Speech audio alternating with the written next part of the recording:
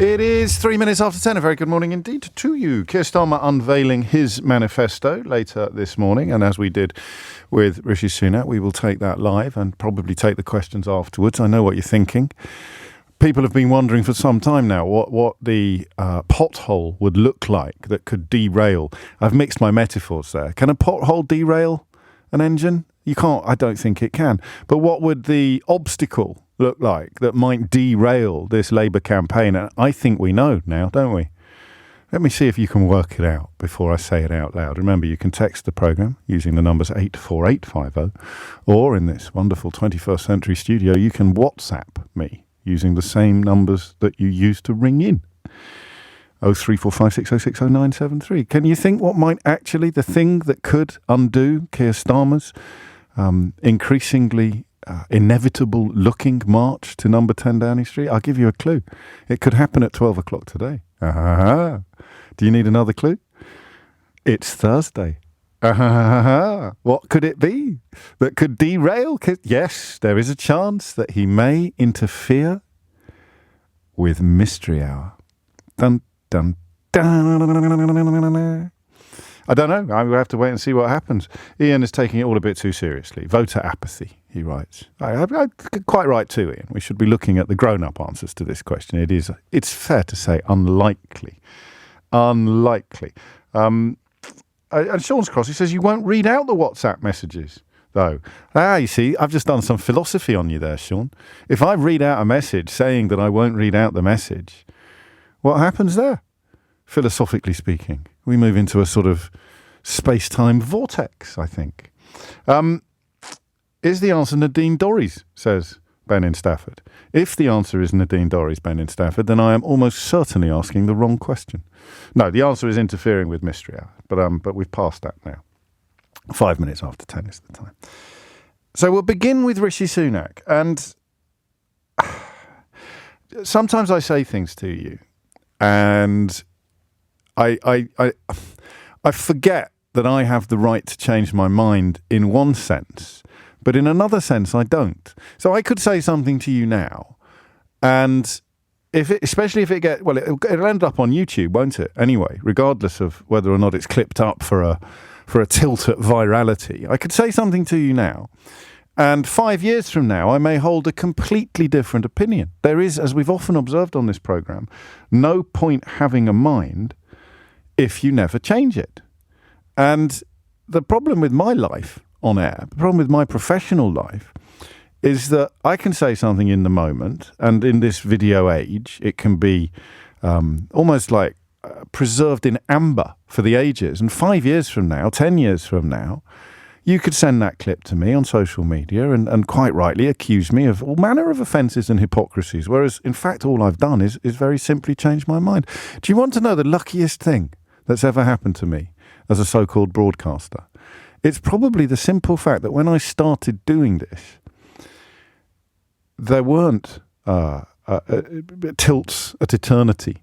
The programmes that I appeared on very, very early in my broadcasting career are not preserved for posterity. They're not all over YouTube. It was before YouTube existed, would you believe?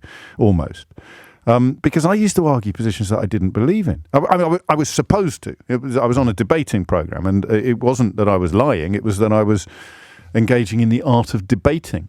But goodness me, those things could come back to haunt me like you wouldn't believe if people were so minded. And of course, in this modern era of mischief and fake news, people are so minded. So I'm going to say something now which will probably come back to haunt me. I'm beginning... no, that's not quite right. I am in danger of beginning to feel sorry for Rishi Sunak. Let me just get those words exactly clear. I am in danger of beginning to feel sorry for Rishi Sunak. The reasons for this are many, actually. Even on the D-Day stuff, egregious misjudgment though it was, it didn't merit some of the nastier criticism from the sort of far-right extremities of public discourse in this country, which sought to accuse him of a lack of patriotism or even bringing his ethnicity into the question of whether or not he understands our history. I mean, just such a pant-wettingly unpleasant and stupid accusation that even though you hold the victim of the accusation in very low regard, you perhaps begin to feel sorry for. This hasn't gone down well. No, James, no, writes Seema. Give your head a wobble, James, says Jane. And Sunak looked so uncomfortable last night. There's no spreadsheet macro for empathy, says Mike. So this may be a lonely furrow that I plough this morning, but I'm not currently feeling sorry for him. I've just noted, because I am a empathetic human being, unlike Rishi Sunak, I've noted that I am in danger of beginning to feel sorry for Rishi Sunak. The Sky TV comment yesterday, which we quite rightly picked apart with a fine-tooth comb, it was incredibly tin-eared. It was indicative of an actual inability to relate to people markedly different from himself. But again, nobody's born like that. It is a result of conditioning. And he's ended up being supremely ill-equipped for the job that he currently has.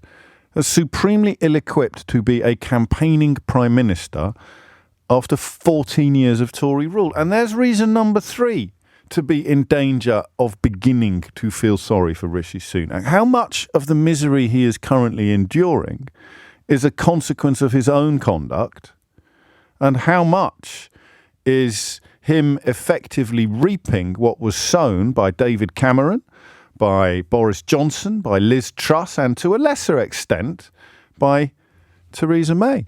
I mean, how much of Rishi Sunak's campaign is an exercise in can-carrying for his predecessors? And then, of course, you feel sorry for him because he's lumbered with some of the personnel consequences of that period. Andrea Jenkins, the woman best known, I think, for flipping the bird at the great British public on her way into Downing Street, now has pictures of Farage on her promotional literature, which is, you wouldn't wish that on your worst enemy, that level of obnoxious disloyalty to a party leader. Even when Jeremy Corbyn was held in extraordinarily low regard by his own MPs, they wouldn't campaign with a picture of a politician dedicated to their destruction on their campaign literature. So you start almost feeling sorry. Think of it. I'm going to turn this oil tanker around if it kills me. All right. So you can carry on sending me your snarky comments and your cynical responses, but I am coming back. Boxing. Right? Boxing. What do you have to be made of to relish and enjoy the bits of a boxing fight? It doesn't happen so much anymore because the referee tends to intervene. But if you were to go back in history, the moment where the fight is clearly won, it's over, but the loser is still standing, and the punches are still raining. He's propped up by the corner post or propped up by the ropes, and the opponent, the winner, the victor, is still raining punches on him, and the fella's head's gone, his eyes are rolling in his head, and they're just punching and punching. Now, even if you hate the losing fighter, even if you have put your life savings on the winning fighter, even if you have dedicated your entire boxing watching life to despising the character now getting absolutely destroyed in the ring, what do you have to be made of to relish that, to actually enjoy the sight of somebody suffering in public on an extraordinary scale? Do you see what I mean now? Can you possibly see yourself as being in danger of beginning to feel sorry for Rishi Sunak? Jonathan doesn't. He writes, it depends. Did the loser lie to us and help to destroy our country? ? Capital letters, keep punching. So, what I'd like to try, if indeed I can, is to confine calls in the first instance to people who voted Conservative in 2019 and or 2017, all right? 2017 is an interesting example because when Theresa May called that election, she did so because all of the polling showed that she was enjoying quite a healthy lead. In every demographic, would you believe? She was actually ahead of Jeremy Corbyn. By the time the election day came, of course, things were considerably closer than anybody had really foreseen, and Theresa May ended up coming out of that election even weaker than she went into it, on the advice of someone called Nick Timothy, who almost inevitably has been rewarded for his exceptional incompetence by becoming a regular columnist in the Daily Telegraph. I think he might even be fighting a seat for the Tories. That's part of the problem. That's another reason to feel sorry for Rishi Sunak. All of the people responsible for turning the Conservative Party into a clown car have been promoted and rewarded by both the party machine and the right-wing media. So what I'd like to do is confine early calls to people who voted Conservative in 2017 and 2019 and ask you what you think has gone so wrong. There's two questions here. What's gone so wrong for Rishi Sunak, and how much of it is his fault? So Tory voters from the last two general elections, I just in the first instance, I'm more interested in your a perspective on this. Nigel writes, no, not that one. Did you forget your medication this morning, James? Chris writes, absolutely not, James. The guy is richer than the king. Neil says, feel sorry for Rishi? Absolutely not. The quicker and the harder that he and the Conservatives at large are taken out, the better. That's from Neil in Wigan. I can think of 650 million reasons why I feel no sympathy for Rishi Sunak. Well, I'd take you back, Del, to my boxing analogy. The boxer getting pummeled may be picking up a £50 million purse for that fight. But there comes a point when watching somebody be pummeled appeals to your basic humanity and you want it to stop. May need a bit more work, this analogy, or certainly this furrow. But we'll begin ploughing it by asking this twin question. If you voted Conservative in 2017 or 2019, why do you think it has all gone so wrong? 0345 6060 973. And how much of what we are seeing, how many of the punches being landed on Rishi Sunak are Rishi Sunak's fault, as opposed to consequences of what has gone before, over a period of at least 14 years. Okay, hit the numbers now, you will get through. 0345 6060 973 is the number that you need. And I stress, I just said I was in danger of beginning to feel sorry for him. It doesn't mean that I am. We've got a caller, we've got a texter in Kigali, would you believe, in Rwanda. Darryl writes, it's a bit like Kettering playing Manchester City in the third round of the FA Cup. 8-0 down at half-time. But you hope that Pep keeps piling the pressure on. You see, I wouldn't. Watching as a neutral, you'd sort of hope that there aren't as many goals in the second half as there were. Do you see what I mean? Yeah, of course you see what I mean. 10:16 is the time. Hit those numbers now. You will get through. And a little later in the hour, we may turn our attention to reasons why you shouldn't feel sorry for Rishi Sunak. So keep your powder dry for that one. 19 minutes after 10, mixed bag this morning. Some of you know exactly where I'm coming from. Some of you think I've completely lost the plot. Bob writes, are you starting to show compassion for the con men, James? But John in Leeds writes, I hate his politics, but I worry for the man. He looks close to mental exhaustion. As a caring, woke snowflake, you can't help empathy kicking in. And I know exactly what you mean by that. Although Anthony writes, 2 words, James, Suella Braverman. He had an opportunity to turn the tide and move the party back towards the centre ground, and he didn't take it. I don't feel sorry for him. Please put the boot in. And Karen in Lewis takes it a little further psychologically and writes, he's a tragic figure. I don't think he had enough play as a child. Well, that counts as sympathy, doesn't it? Not just empathy. Scott's in York. Scott, what would you like to say? Hello, James. First of all, I'd like to just say I hope I can try and help you move away from the brink of feeling sorry for our Prime Minister, because I've been of a similar opinion over the past few days, James. I don't think any of our politicians, Prime Minister, or any of us should have to suffer what these people are literally being put through, but I don't think we should feel sorry for them because, I mean, I was reading your book. I had no idea in Mr. Sunak's banking past and the involvement in bringing down our banking system that we're all still suffering from. And this has got nothing to do with COVID. It's got nothing to do with Brexit. This was all before then. And so you're suggesting that in order to stop myself from starting to feel sorry for Rishi Sunak, I should read my own book? I think you should just maybe go back and read the first couple of chapters, because I was absolutely gobsmacked when I read it, James. But on top of that, I mean, like I say, I don't think anyone should be having to suffer what these guys are going through, and I do feel sorry for the man himself. But this is the man that came to politics. He wasn't voted by us, even though he keeps saying if he gets voted back in, that's true. We didn't vote for him in the first place. That should be made clear sometimes, that we often forget that. But he was going to clean up politics. He had an opportunity to clean up politics, to come in, be honest with us. If things are going to be difficult, tell us it's going to be difficult, but do as he's going to say. And he hasn't done that. And I think this is the biggest falling of him, is the fact that he hasn't stood by his word, and we can't trust him. Oh, this is a really interesting answer, actually, because you've sort of opened up a third way, haven't you? Because I've gone, how much is his fault and how much is the fault of what went before? But in a way, you're saying that his failure to actually move away from what went before is a reason to pin it on him rather than the people who came before.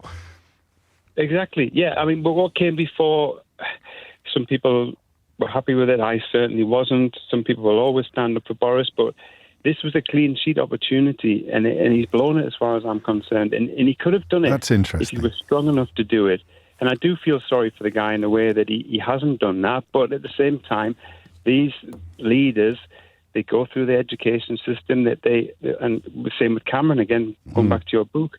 It was his God-given right that he thought one day he should be Prime Minister, whether he's capable of doing the job or not. And the same with Richie. Maybe he was never destined to be Prime Minister, but these people think they can do it, and they don't stand up for what's right for the people. It's what they think in their minds they're destined to do, or they want to be able to do, and that becomes the job. Yeah, no, that you're right. That's a symptom of our class system, I think, and you don't see that, I don't think, from Keir Starmer, that sense of entitlement almost, or I mean, Cameron's answer to the question of why do you want to be Prime Minister was actually, as Scott reminds us, he actually said, well, I think I'd be rather good at it. It's as if you've lived a life of such unquestioned privilege and advantage that you look at all the avenues available to you and you think Prime Minister is a perfectly plausible one. You have to go to a school like Cameron's to come up with an answer like that. Not with an ambition to be Prime Minister. That could take seed anywhere. But to just think, well, I think I'd be quite good at it. So, I mean, Scott, you sounded quite sympathetic, even as you insisted that you didn't feel sorry for him at all. But your analysis, I think, is going to take some beating. 23 minutes after 10 is the time. If you voted Tory in 2017 or 2019, the question is, what do you think? Why has it all gone so wrong? So wrong. To the point where Grant Shapps now is essentially, I think, trying to scare people into voting Tory in order to minimise the size of the Labour majority. That's disloyal in a way. That isn't somebody campaigning to win. That's somebody campaigning to cut their losses. And then, of course, the question of how much of this is on Rishi Sunak and how much of his current plight is, if you like, thrust upon him rather than a consequence of his own actions. Peter's in Burniston. Peter, what would you like to say? Morning, James. Hello, mate. I was at Rishi's selection meeting because I'm a member of that association, that Conservative association. What, up in Richmond? Yeah. Okay. And Richmond, Yorkshire. Yes, no, I know. Yeah. The thing was, he was absolutely astonishingly good. Speaking from the heart, just won the crowd over, and in a packed room, because Richmond Yorks is a very big Conservative association. In a packed room, he won on the first vote, which is almost, it's unusual, let's put it that way. And yes. Beat a strong local candidate as well, who had previously been chairman of the association. Gosh, I didn't know that. I didn't. So he played an absolute blinder in front of the selection committee. And he was a Brexiteer at that stage. Yeah. Yeah. So and I disagreed with him then, disagreed with him now, in terms of that. And after he became an MP in 2015, and I spoke to him and I said, it's going to take at least 8 years to unravel out of the EU. And he said, I don't think it'll take that long. Because the circumstances of the Conservative Party have been such that I really do not think anybody can manage that organisation at the minute. From the 2019 victory onwards? From or the cull, the 2019 cull of MPs. Earlier than that. Where would you go back to? Well, you'd go back to Brexit. Right. 2017. Because you have the people who are, and a lot of this has to do with Brexit. I know we don't speak about it enough, but a lot of it has to do with that. There are those people who are, it is said, to the right of the party, who are absolute zealots about that direction of travel, and worryingly so. And they undermined any attempt by Theresa May to get a sensible exit from the EU. So it was letting people like Mark Francois and Brexit hardman Steve Baker anywhere near the steering wheel meant that the vehicle ended up in a place where, under your analysis, nobody would have been able to safely navigate it out of. Well, no, they didn't have a coherent plan between however many of them there were. No. And because the parliamentary majority was only cobbled together with the help of the DUP, you couldn't get anything through, that was sensible now. And everyone was pretending that things were going brilliantly and that the brave new world was just over the horizon and that unicorns were going to be delivered in time for tea. So that brings us us up to him becoming leader. Yeah. So then, Boris Johnson becomes leader. Yes. 2019, majority of 80. Yeah. I'm going to have to hurry you just because of the news. So let's hop that bit. We all know what happened under Johnson. How much of the disastrous campaign is personally down to Rishi Sunak? Because you've got the D-Day comments, you've got the Sky TV comments, you've got the taking his own party by surprise by calling the election. So I don't think, Peter, you can let him off the hook entirely, can you?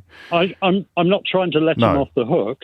That everybody should share this responsibility. Right. Possibly people trying to put themselves forward Rishi putting himself forward for a leadership position that he wasn't ready for, didn't have the experience for. And when my wife and I were talking about this, you contrast his performance at the selection meeting with his performance in the debates, when he is constrained by the tram lines of lines to take and, landmines to avoid treading on. Yeah, he is so hidebound by that. I think he really struggles, and also he's got the weight of the country on his shoulders at a very difficult time. Okay. It doesn't help that sometimes his reactions, and a couple of days ago, the Sky TV is a latest iteration. Sometimes his actions don't resonate with people because his experience is so different. And so, I hear you. I like this. It's generous, very generous. Just to be clear, that's a crow in the background, isn't it? Not a parrot. That is the Yorkshire Dales in the background, sir. We love that, don't we? Look at that. Jealous. Sun is shining. Well, I can't believe you're letting me spoil your view, Peter, on such a lovely morning. But I'm very grateful that you did. So I like that. And I welcome a general. I know, listen, so Olive makes this point very powerfully. I have no sympathy for Sunak. I'll save my sympathy for refugees in fear of being sent to Rwanda, or welfare claimants, or the disabled in fear of losing much needed money. The list goes on. I accept that. But I can hold two thoughts in my head at the same time. I can despise some of what a politician stands for, but at some point your humanity can kick in as well.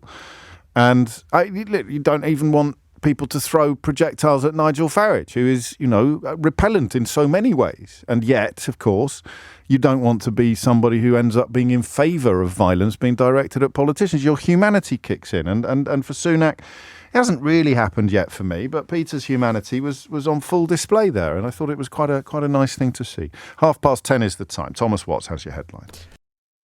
10:33 is the time.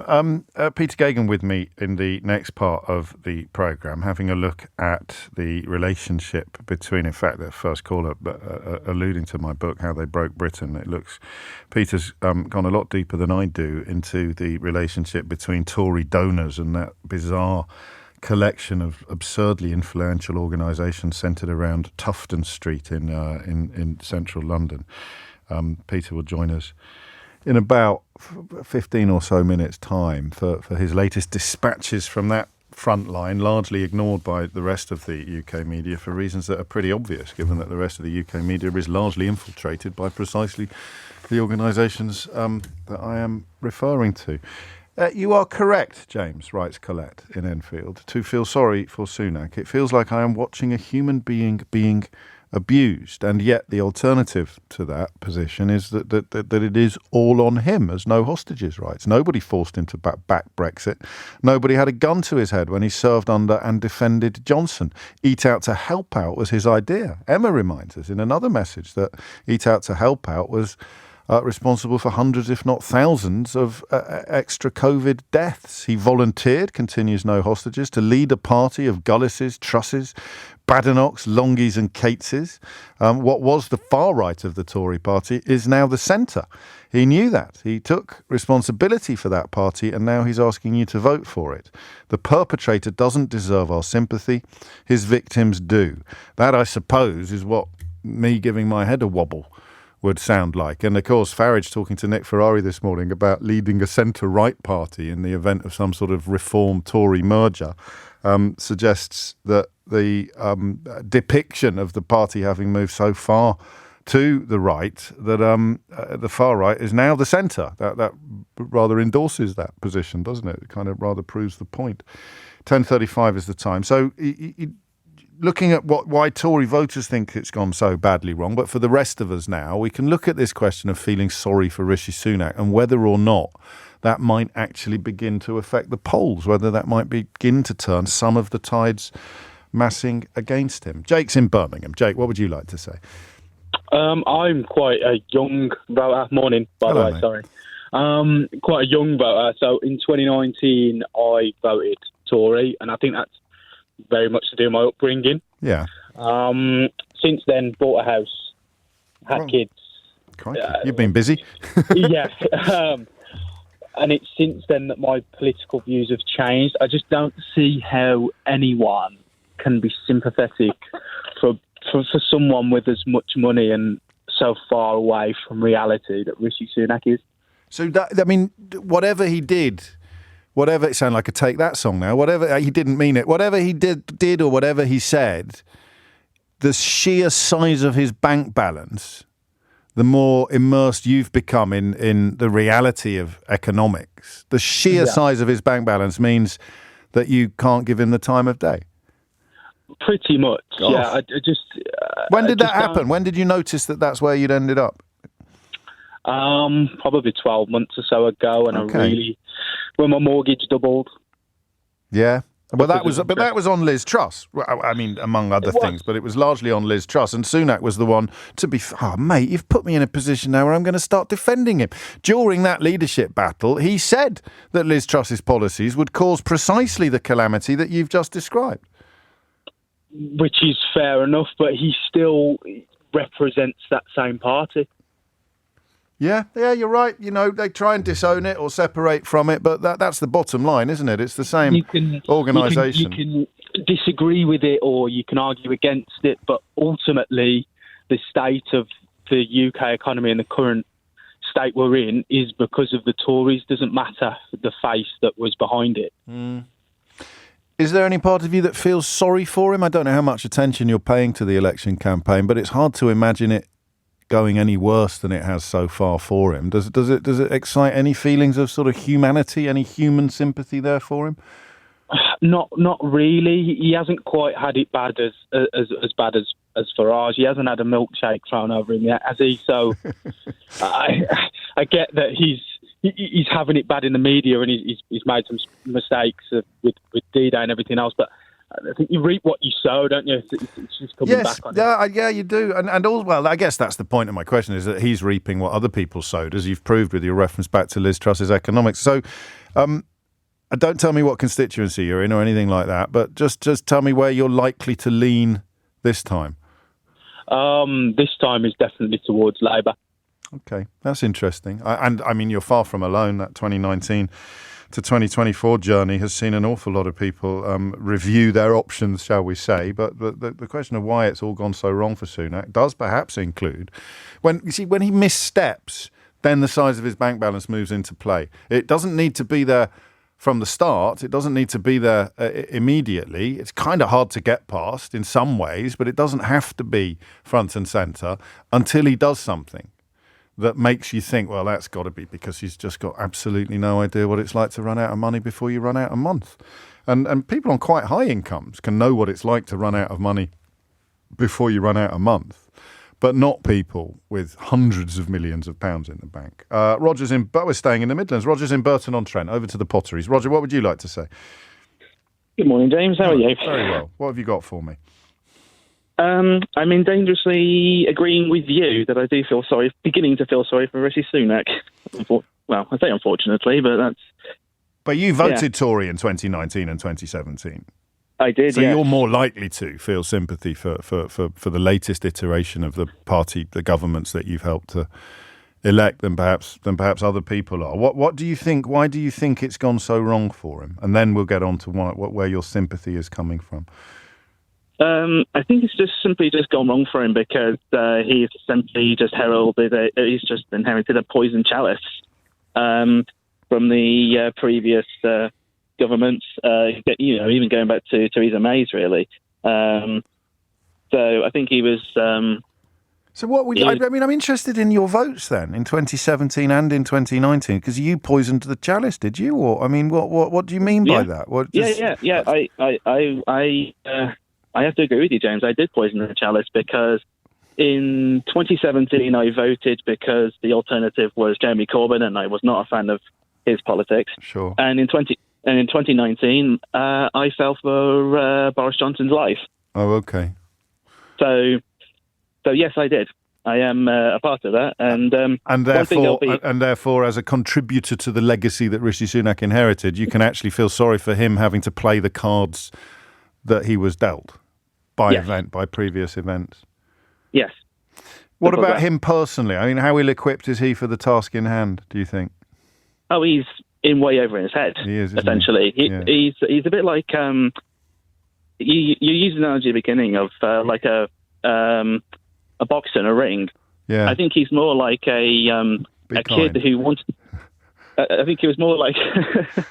Now you got me conscious here, mate. Thanks. Yeah, good.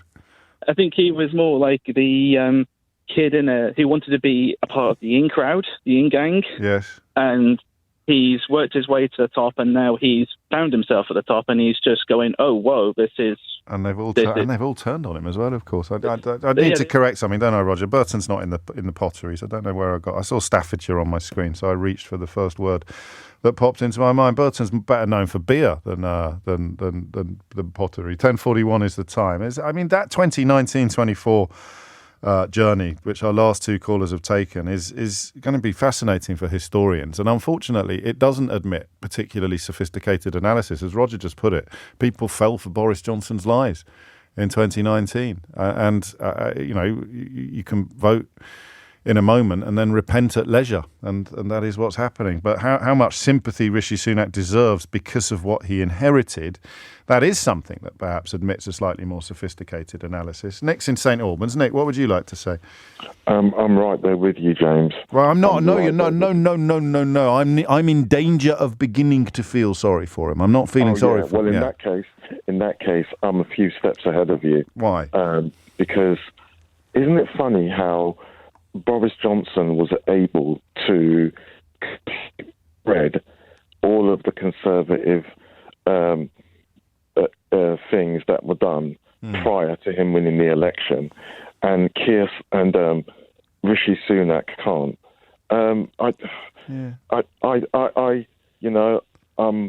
I really do feel sorry for him when he came out with the joke yesterday about eating sugar and things like that. I just wanted to go up there and give him a hug. I really did. Are you overburdened by the empathy gene, do you think, Nick? Are you like the woke? We woke snowflakes sometimes can't turn off our kindness. That's true. And again, I am disabled. I am aware of the cuts the Conservative Party are trying to and have made to disabled people's benefits. Yes. Right. Having said that, I can't sit there and listen to him trying to do right by his party and not feel for him like the ground is crumbling underneath him. But most importantly, if Labour win the election, which they are likely to do, they need to have a decent opposition to keep them in check. And that's really, really important. I've heard this argument a lot, and I've nodded along to it as well, actually. And I think even Grant Shapps was probably making a similar one, where he started warning about a supermajority. But what's the difference between an 80-seat majority and a 200-seat majority in terms of keeping the government in check? I'm not sure there is one, Nick, to be honest with you. Yeah, but then I don't think there will be another Prime Minister who will be as defunct as Boris Johnson. That's the kindest word I've ever heard applied to Boris Johnson. Defunct as morally corrupt as Boris Johnson. But I don't know. We've probably may do that. Have a conversation about this, whether or not it's going to have an impact, whether or not the size of that majority is worrying for democracy.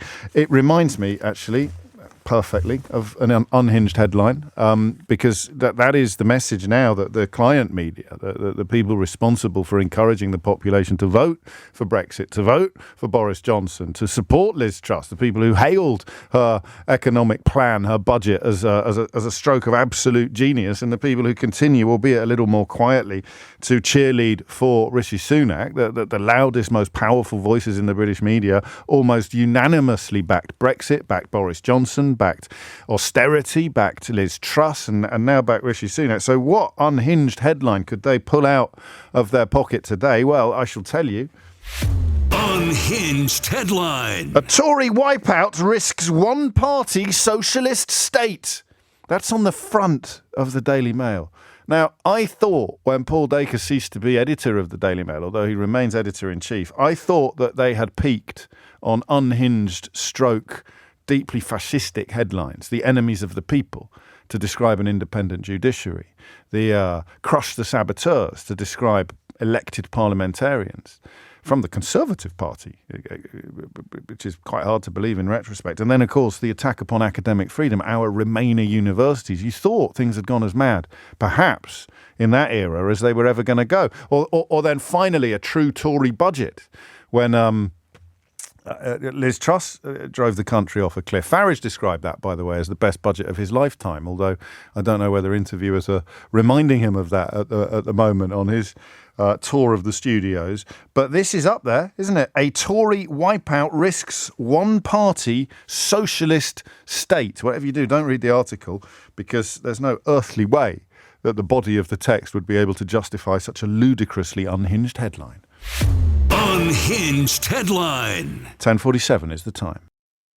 10:50 is the time, and you're listening to James O'Brien on LBC.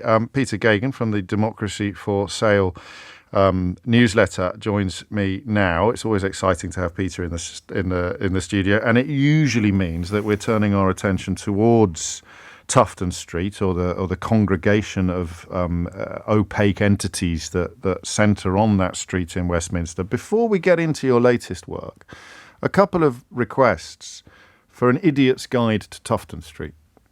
Of course. What is it? Well, essentially, Tufton Street is like a shorthand for a kind of constellation of what you could call right-wing campaign groups, pressure groups, self-described think tanks that are located. Some of them are in a building called 55 Tufton Street, which is a very nice street in central London. I have to say it's a very nice address.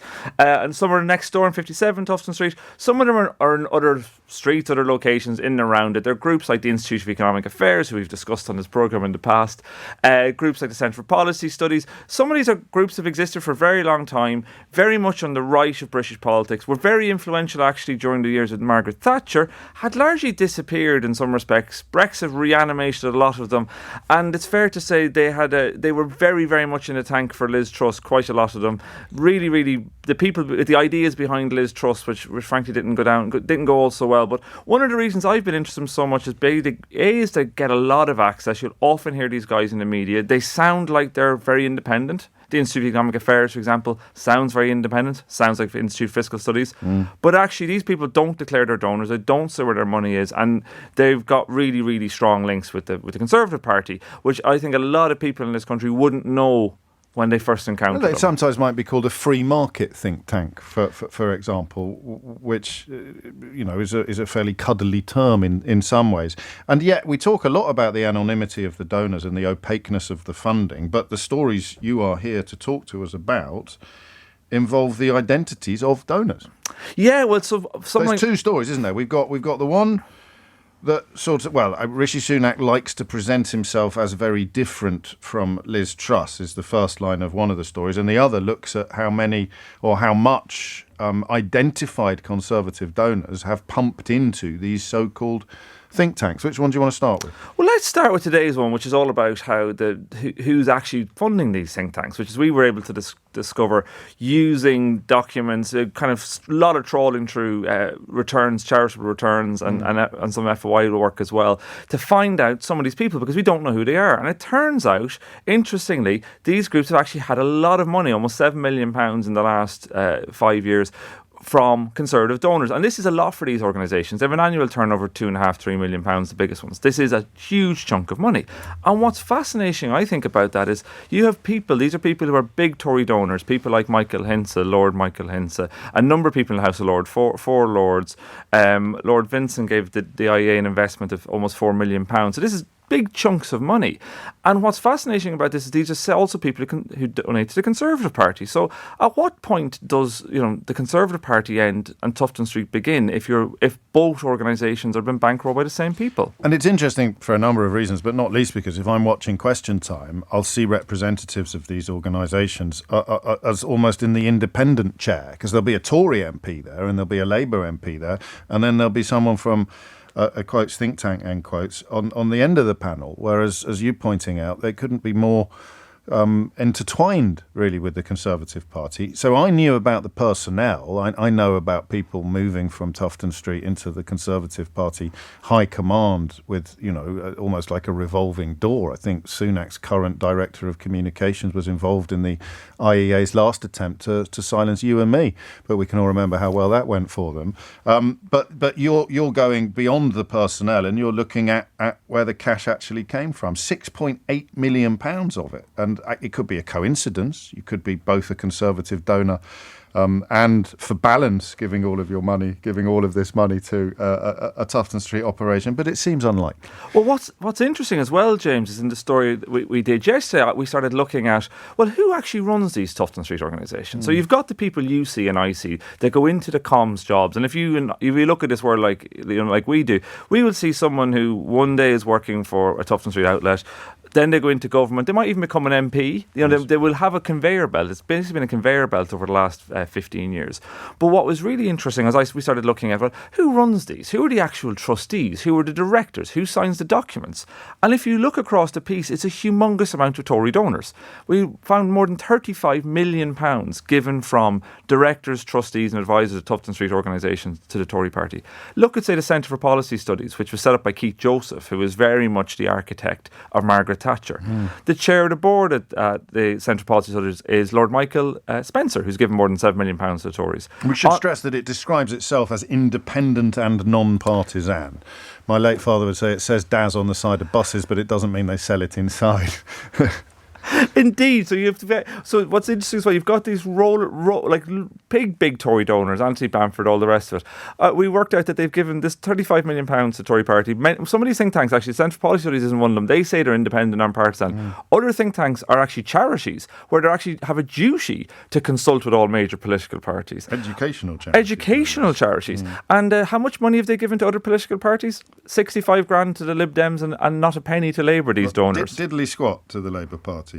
And you're looking at the way in which, in some ways, Sunak is being funded by precisely the same people that inspired Liz Truss's disastrous mini-budget. Well, this is really striking if you look at it. It surprised me because you have Sunak's language is Truss was wrong. I'm a new face. Once Rishi Sunak got into power, he made a new treasurer of the Tory party, which is often what you do when you want to raise money. Who did he make as a treasurer? A guy called Graham Edwards, who runs a water company, amongst other things. But he was also a donor to Liz Truss, gave £50,000 to Liz Truss's campaign, is on the board of the Centre for Policy Studies, so was very clearly behind Liz Truss. If you think Liz Truss was so bad, would you make one of her donors your new right-hand man? Graham Edwards has raised almost £50 million for the Tories. He's also given over £4 million to Sunak. How much of that came from Frank Hester? A huge chunk. Almost all of it. Yeah. Almost all of it. If you, between the I misspoke there. From the racist businessman Frank Hester. If between these the directors that we're looking at and Frank Hester, you're talking about almost half of all the money the Tory party have taken in under Rishi Sunak. It explains why they can't give it back, doesn't it? Really. Well, they need perhaps it. One of the reasons why they're not giving it back. The other might be that they're not as disgusted by his racist abuse of Diane Abbott as the rest of us are. And I mean, I've got to be honest with you, Peter. I always enjoy your work, but I wasn't expecting to come across a former Russian arms tycoon in your latest dispatch. Well, that refers to a guy called Alexander Temerko, who Reuters described as that in a story a couple of years ago, talking about how close he was to Boris Johnson. Alexander Temerko is he's an advisor to the Institute for Economic Affairs. He's given over £1 million through both personally and through a company called Aquind to the Tory party. And again, he was someone who was very supportive of Liz Truss and is now bankrolling Rishi Sunak. Has given over almost £100,000 since Rishi Sunak became the Prime Minister. And I think it gives you some idea of these kind of how this small group, what we really are talking about here, James, is a small group of very wealthy people with, frankly, very specific political ideologies that very much benefit them financially. It's all a lot of the time about low tax, which benefits them, who are, as we've discovered, really bankrolling these influential Tufton Street outlets, bankrolling the Tories. And when you see these guys on TV, and as you say, they're on a political panel show, and you've got someone from the IEA next to somebody from the Conservative Party, at what point do you actually have to say, well, these are actually two sides of the same coin? Since 2020, these think tanks have met government ministers more than 150 times, with the Centre for Policy Studies meeting ministers on 64 separate occasions, more than we think any other. Well, you think this is your work, which you've done in conjunction this time, haven't you, with the Mirror and the. I keep calling them Drop the Dead Donkeys, but it's the Led by Donkeys pressure group organisation. It's a collaboration, and you're also looking at the frequency upon which they appear in the UK media, the Telegraph being Tufton Street's biggest booster, followed by the Murdoch-owned Times, and then the Mail. Of course, BBC and indeed LBC would be on that list as well. It sometimes just feels like you can't turn on your TV or your radio without hearing from one of them.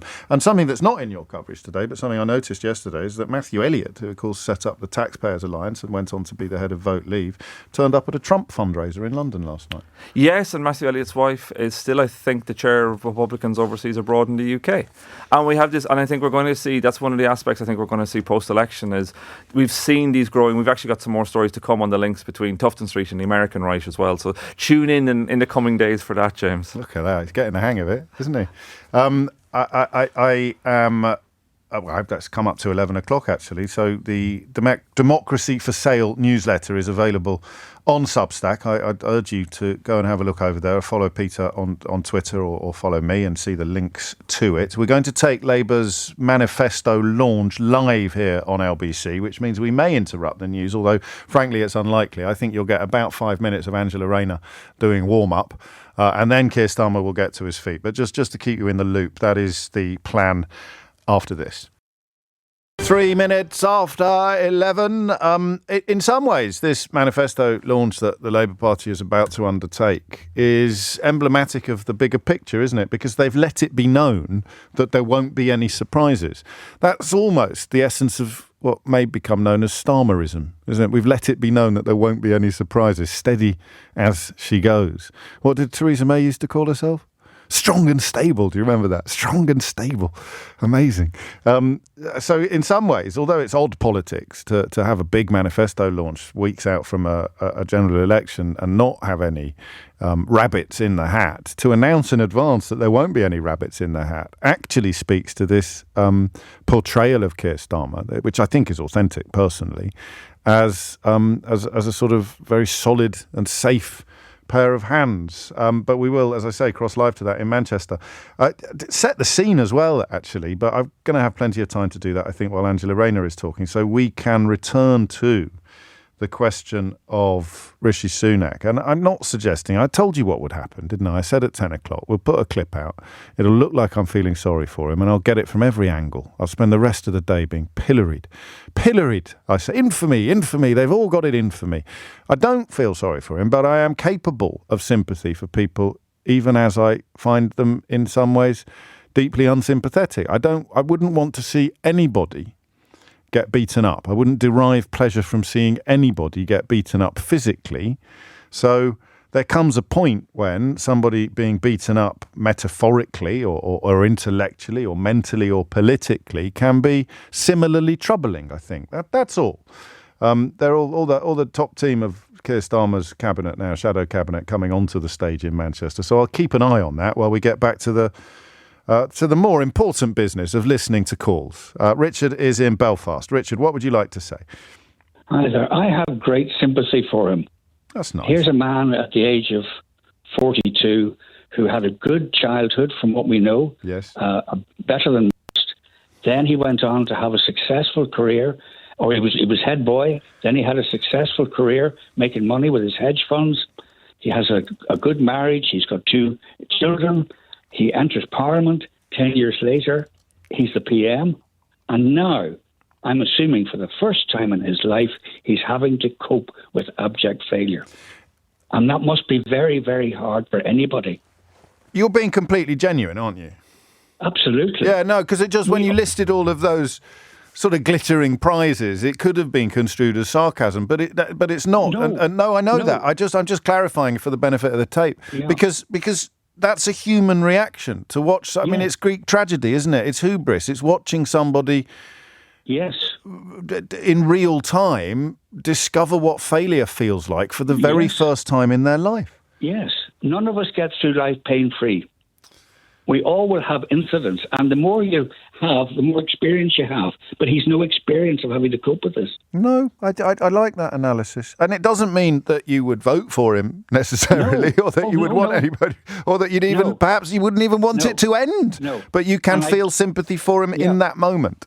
Yeah, and I don't think he's got the thick skin of Boris Johnson and Liz Truss. No. I think it gets to him. I think it must get to him. Yeah, and that is where the sympathy kicks in for you, because you can see him suffering in a way that Johnson appeared to be psychologically incapable of. Yes. And I don't know about you, Richard, but I don't know what's going on in between Liz Truss's ears. I really don't. I don't know whether she's got thick skin or thin skin or no skin or purple skin. She seems to have. What comes after going off the deep end? Where do you go next? Once you've gone off the deep end, where do you go after that? Wherever it is, that's where she's ended up. I say to my grandson, who's 9, and he's going, and he does something really, really wrong, and he says, I didn't. And I say to him, until you say sorry and accept it, you won't be free of it. And there's no sorry but. There's no sorry but either. And he did that. He did that, of course, on the D-Day thing. Richard, thank you. I think he's 44 rather than 42. I did a bit of a. He can't be 10 years younger than me, can he? I think Truss was the first Prime Minister who was younger than me. That was pretty scary. But soon, that's why I'm all in favour of Keir Starmer. Back to a Prime Minister who's considerably older than me. That makes you feel a little better about things. Angela Rayner on stage in Manchester at the moment, but we didn't take the warm-up for Rishi Sunak, so we won't take the warm-up for Keir Starmer either. Instead, we'll head from Belfast to Oxford. That's where Chris is. Chris, what would you like to say? Hi, James. Hello, first-time caller. Welcome. You're welcome. So, cards on the table. Yes. I am a member of Momentum. Okay. So, that's where I sit. Now, whilst on one hand, my schadenfreude is a complete overdrive at the downfall of the Tory party, I have complete sympathy for Rishi Sunak and the predicament that he's in his situation. Because let's just be honest. Tell me more. For Tories, power is absolute. That's the thing they crave the most. And they would rather be in power fighting all the fires than not be in power at all. And Sunak has now found himself in a situation where, at best, he's going to end up as leader of the opposition. At worst, he won't even be the opposition. And he's got to go through these 6 weeks of debates and gaffes and handshaking and all the things that go with it, knowing full well he's going to lose the status, authority, and power that he craves so much. And yet he represents everything. He represents everything you despise in politics. Correct. I mean, I think that's a nice impulse that you're describing there. Some people think we've both gone mad. Well, if you worked any other job and your boss said to you, here's a project that's going to last 6 weeks, you need to work really, really hard on it, but by the way, at the end of it, you're definitely going to get fired. Yeah. How would you feel? And that's what he's doing. So you can't do. So you can have Schadenfreude and sympathy at the same time. That's quite counterintuitive, but I like it. Well, of course you can, because it's the personal thing versus the professional thing. Yeah, so I'm loving it. I'm loving it like that. But also, I feel quite sorry for the fella, is what you're saying, because you wouldn't, because you're not a sadist.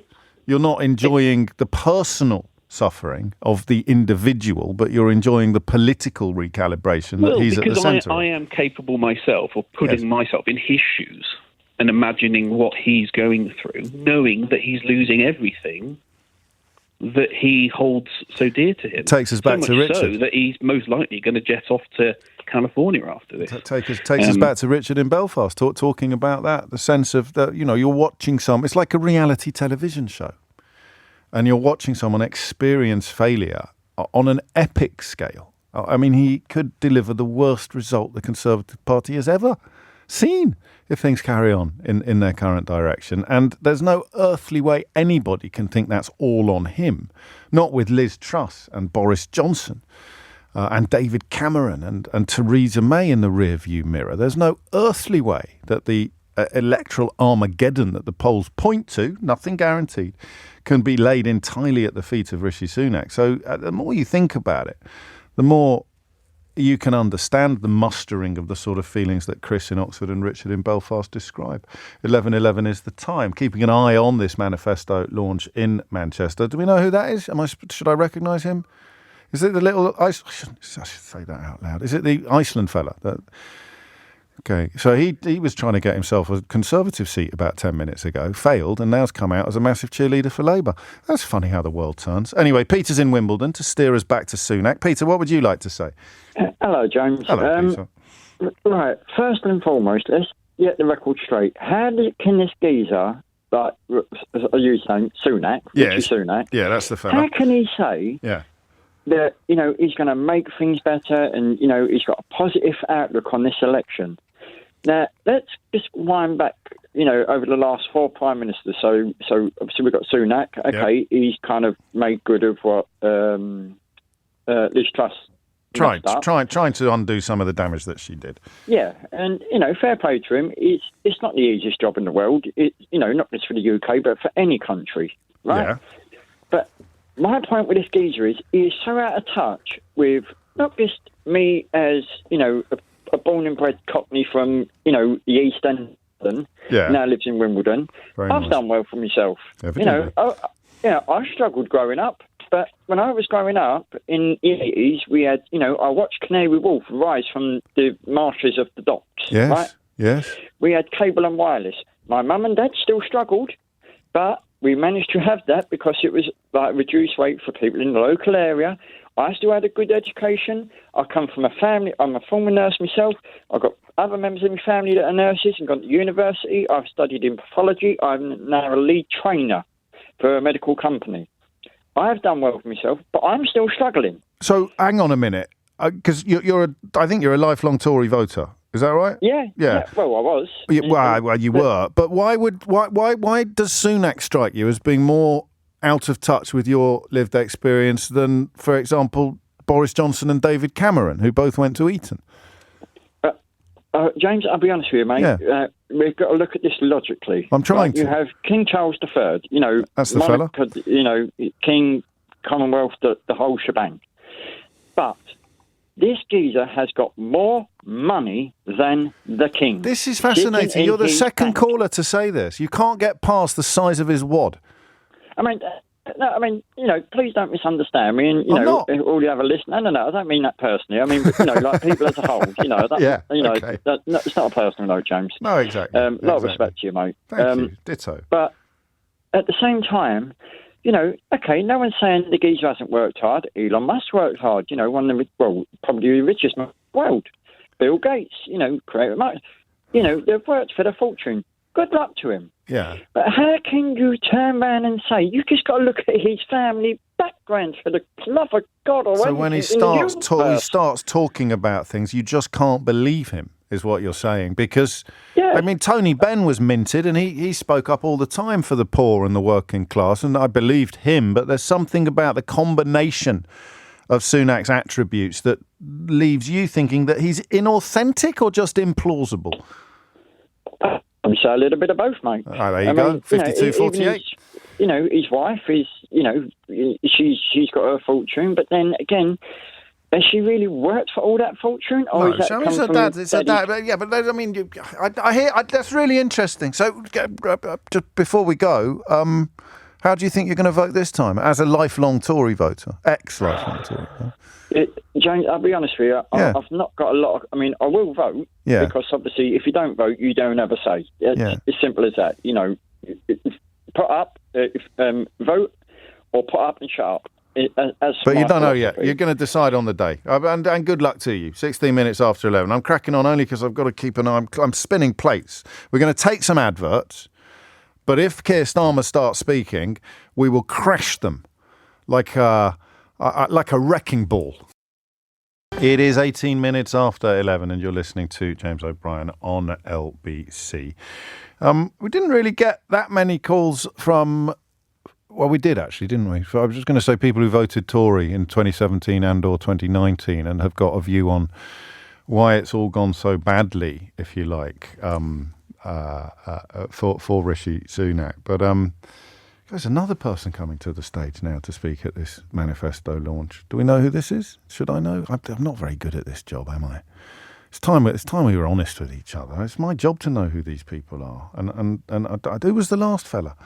I see. No, that's fine. It was just a member of the public, if you like, a voter who was describing the hardship that he and his family face, and no doubt designed to establish that Keir Starmer would make things better. And this chap here, I have no embarrassment at all about not recognising him. He's a music teacher called Nathaniel, probably speaking about the need for improvement in our education system. They're at the Cooperative Group headquarters in Manchester for this launch. And the optics of it are quite interesting. It looks like a much more, what word would you use? Not business-like, but a much more impressive environment than the one that Rishi Sunak elected to launch his manifesto in a couple of days ago, which looked to be like a sort of hospitality suite at the Silverstone racecourse. I could be wrong, but just optics can be important.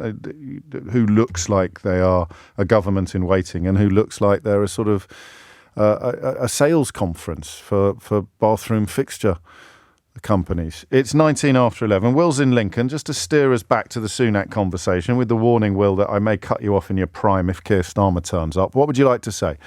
Morning, James. Hello, you definitely do a better job than I do. It's just to say I am by no means a Tory voter. I'm not. Yeah. But this guy is come in. He's been there for 2 years. I won't be voting Tory, just so you know. Sure. But he's come in, and I just feel he's getting the brunt of everything that Boris has done, that Liz has done, and they're getting away with it, or got away with it. Well, I know it's election time, and so it comes to the forefront, but Boris is still out there playing his style, and he's still seen as the hero that they want back. Only by the Daily Mail and Nadine Dorries. I mean, everybody else can remember where his approval ratings were when he got elected. Never mind when he got chased out of town by his own party, and of course subsequently turned out to have been lying to Parliament and was adjudicated as such by a jury of his own peers, a committee of his own peers, including Conservative MPs. But it is a bit. I like this humanity, Will, because it is as if it's as if a bunch of kids broke into the tuck shop. And I'm showing my boarding school background here a bit. And when the beaks turned up, when the teachers turned up, there was only one kid there. So 5 kids broke into the tuck shop. 4 of them filled their boots and legged it. One of them was reaching for the pear drops on the top shelf, and didn't realise everyone else had run away. And he was the only one that got caught. It feels a bit like that, doesn't it? Yeah.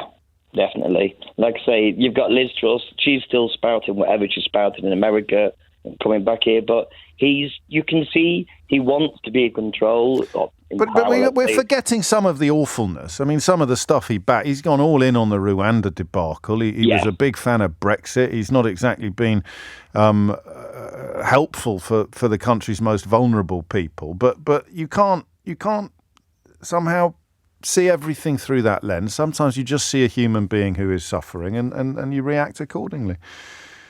Sooner it's over. I'll tell you what the phrase is. It's taken us an hour and 22 minutes to get here. You just want him to be put out of his misery, don't you? in a nice way. In a nice way, yeah, obviously. Not involving a bolt gun or anything like that or lethal injections. But you do. You just want... And I tell you who looks more married to the idea that he just cannot wait to be excused, put out of his misery, as in this just comes to an end. And that is Rishi Sunak. 22 minutes after 11 is the time. Owen is in Belfast. Just before that, two things have happened in the course of the last half an hour or so. John's been in touch to say, I love the way your echophonia, that's not a word I'd heard before. He says, I love the way your echophonia kicks in when you talk to a Cockney. You sounded like you were born in Hackney when you were talking to Peter in Wimbledon. Did I? Really? I used to be terrible at that. I thought I'd got a lot better. But Eleanor did say, after we bid farewell to Peter Gagan and his rich Irish tones, she did say as he left the building, did you say grand to Peter? And I said, I don't think I said it on air, but I definitely said it off air. As soon as the microphones went off, we headed towards the news while Peter was here. I looked up from the microphone and I went, oh, that was grand. It is a form of echophonia, even though he'd not said it. Anyway, staying on the island of Ireland, Owen's in Belfast. Owen, what would you like to say? Well, it's grand you let me on anyway. Well played. Go on. I just think maybe you're missing something this morning, James. Yes. I'm sort of feeling sorry for you this morning. There's a lot of it about. Go on, fill me in, help me out. I honestly think you underestimate the basic nastiness of the guy. Yes. Go on. I'm talking about it. I remember Johnson making a comment about Savile and Sunak nodding his head, and it just annoyed me so much. It stuck in my head, and when I first heard you saying you felt sorry for him, I said, God, I have to ring in and tell him that, there's a basic nastiness in that guy.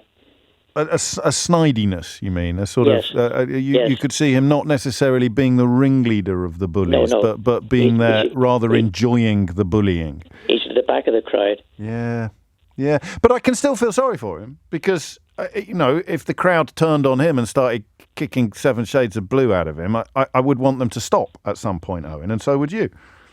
I don't know. Behave yourself. This is all metaphorical, but yeah, okay. Well, there's a psychological distinction of sorts. So no sympathy whatsoever for Sunak, but a little bit of sympathy for me for losing my marbles, it would appear. Well, a wee bit that way. That's very kind of you. Look at that. Not at all. So it's a grand show anyway. It has its moments, Owen. Thank you. 25 minutes after 11 now for the Manifesto launch that we were told was going to begin at 11. We've now got a first-time voter called Holly up at the podium. I'm questioning our decision not to take it all live. Should we have taken it all live? Do we know who she's going to vote for? Holly turning up at the Labour Manifesto launch? 25 minutes after 11 is still the time. And we are still waiting for... everyone's played 4 Yorkshiremen with me now. We're still waiting for Keir Starmer to come to the stage and deliver his Manifesto launch speech, which we will take live just as we took Rishi Sunak's. Tuck Shop. This is the 4 Yorkshiremen tribute acts coming into my inbox now. We were lucky to have an empty crisp bag. I hear you. Some people, I'm told, didn't even have Sky TV when they were growing up. And just to go back to Peter in Wimbledon, who activated my echophonia, apparently. When he was talking about cable and wireless, if you, like me, got a little bit confused, it was a nod back to Rishi Sunak talking about not having Sky TV. He was talking about the special deal that they got to get what was then cable TV, I guess, as opposed to Sky TV. There's now a promotional video playing at the cooperative headquarters in Manchester. None of us can see it, not just because we're on the radio, but actually even the television cameras are not picking up the video either. So what you have on the live television feeds at the moment is a room full of... Shall we cross live now? Let's cross live now and put me out of my misery. Thank you. Thank you very much. Thank you.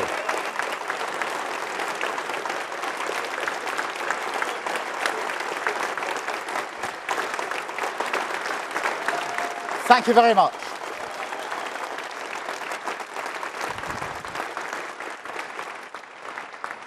Thank you, Ange, for your introduction, for everything that you're doing. I think I'm taking your bus this afternoon.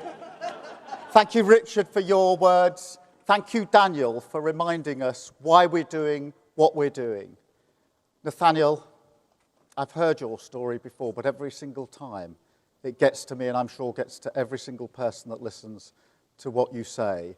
And I'm humbled by your determination to make sure that things are better for those in the next generation. And Holly, that was fantastic. That was really... Holly is 18 years old. Anybody who stood on a stage like this knows how hard it is for all of us to stand up here. That's the first time Holly's done anything like this in her life. Fantastic, Holly.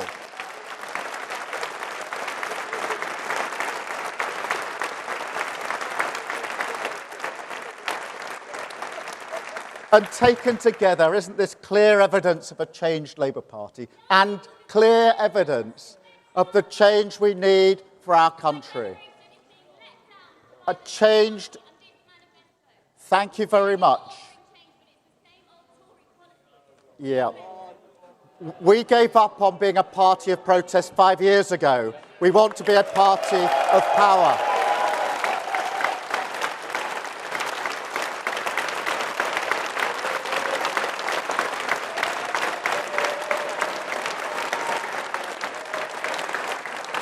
And that's not in the script, but that is part of the change.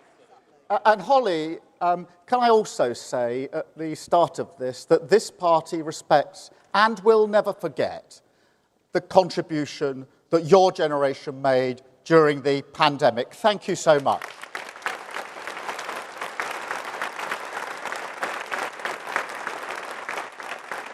And thank you all for coming to Manchester. Thank you all for the hard work that's gone into this campaign so far, into this project. 4.5 years of work, changing our party to put it back in the service of working people. And now, the next step, the most important step, changing Britain, rebuilding our country, so that it too served the interests of working people. And what a place to launch our plan to do so. The home of the Cooperative Group, an organisation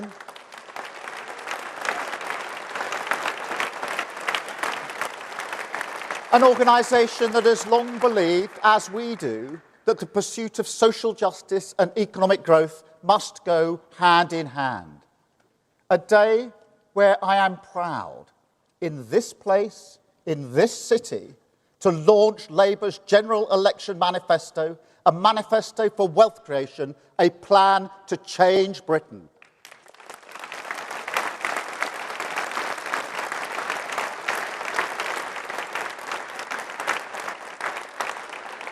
Because today we can turn the page. Today we can lay a new foundation of stability. And on that foundation, we can start to rebuild Britain. A Britain renewed by an old argument that we serve working people as their ambition drives our country forward.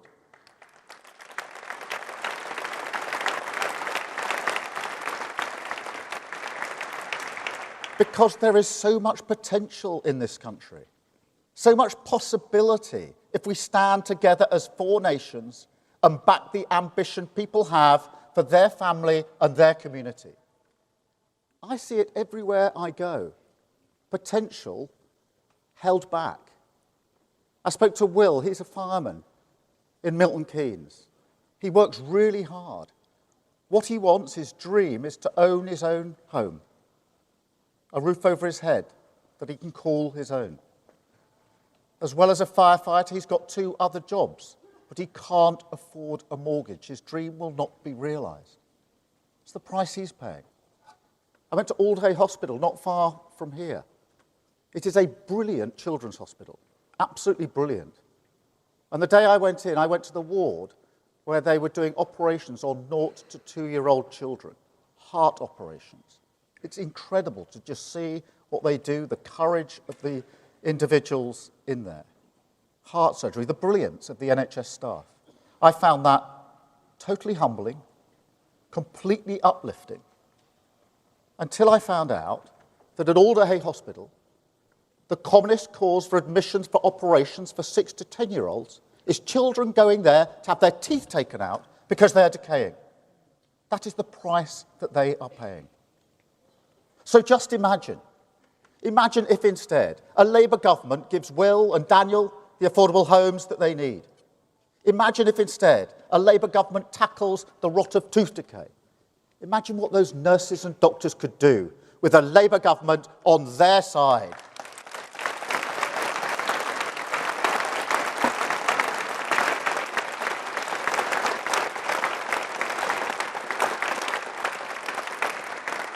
Now, don't get me wrong, these challenges don't disappear overnight if Labour wins. We don't have a magic wand. But what we do have, what this manifesto represents, is a credible long-term plan, a plan built on stable foundations with clear first steps, tough spending rules that will keep taxes and inflation low, NHS waiting times cut, with 40,000 extra appointments every week, a border security command to smash the criminal smuggling gangs, Great British Energy to cut bills in your home for good, more police in your town, cracking down on antisocial behaviour, and 6,500 new teachers in your school, giving your children the start in life that they deserve.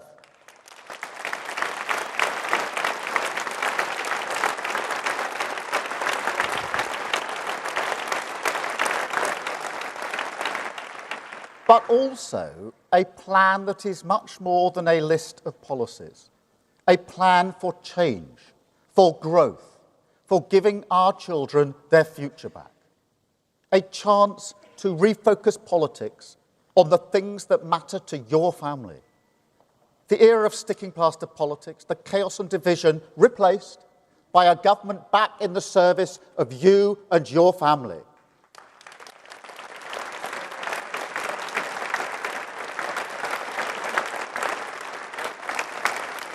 And make no mistake, that is the cause of this changed Labour Party. We have written that argument through every word of this manifesto, because it's urgent. Britain's lost its balance. It is too hard for working people to get on.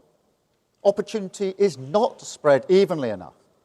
And too many communities are not just locked out of the wealth that we create, they're disregarded as sources of dynamism in the first place. Ignored by the toxic idea that economic growth is something the few hand down to the many.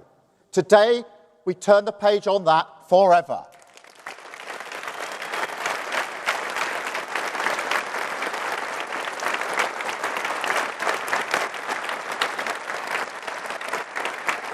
Because that idea is part of the story of the past 14 years, part of everything they put you through. When they crashed the pound to give tax cuts to the richest 1%, when they decimated your public services because of a mess made by banks, when they failed to invest in clean British energy, so we were exposed when Putin invaded Ukraine. That idea was there. A Tory inability to face the future, rather than change, reform and strengthen government so that it can intervene in partnership with business, to give you and your family stability in this insecure world. And it doesn't matter how many new policies the Tories throw at the wall, hoping that some of them will stick. None of them face up to the reality of this future. But mark my words, this changed Labour Party will. We have a plan in this manifesto, a total change of direction, laser focused on our cause, stability, growth, investment and reform, a government back in the service of your family, ready to change Britain.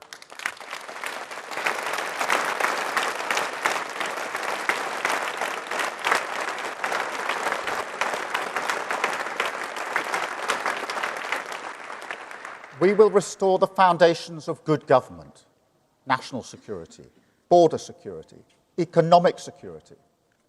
We will make new choices to reform our economy and public services. Hard choices, choices ducked for years. These choices will be fully funded and fully costed. That is non-negotiable. You cannot play fast and loose with the public finances. We've lived through the damage that this does. That government we have now paid fast and loose with the finances, and working people paid the price. Just after Liz Truss's mini-budget, I went to Wolverhampton a week or so afterwards, and I met there a couple. They had a 3-year-old child. They decided they want a second child. They'd chosen a new home that was big enough to accommodate their new family. They got a mortgage offer that they could afford. Liz Truss crashed the economy. Their mortgage offer went through the roof. They couldn't afford it. They pulled out. They couldn't move to their new home. They felt they were held back. But they also took the decision that they could no longer afford to have a second child. And they will live with that for the rest of their lives. That's the price that they're paying. So I make no apologies for being careful with working people's money, and no apologies for ruling out tax rises on working people. And this isn't just the election. Don't think it's just politics. This is an issue of conviction.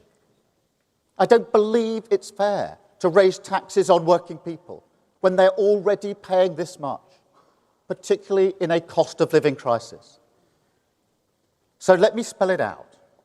We will not raise income tax.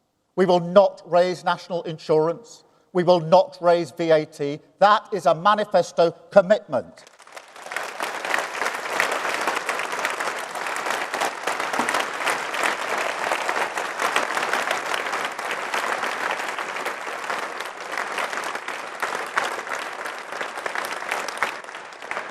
And another thing, because there may be some people here today who say, where's the surprise?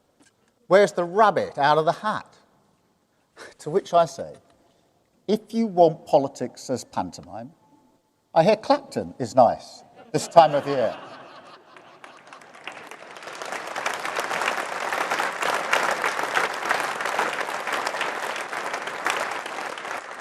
But seriously, we have to come to terms with this. Britain needs stability, not more chaos. I set out our long-term plan in this room 18 months ago. And that plan stands because it's the right plan. We did the work properly. Our responsibility to give a clear direction to businesses, communities, everyone invested in Britain's future.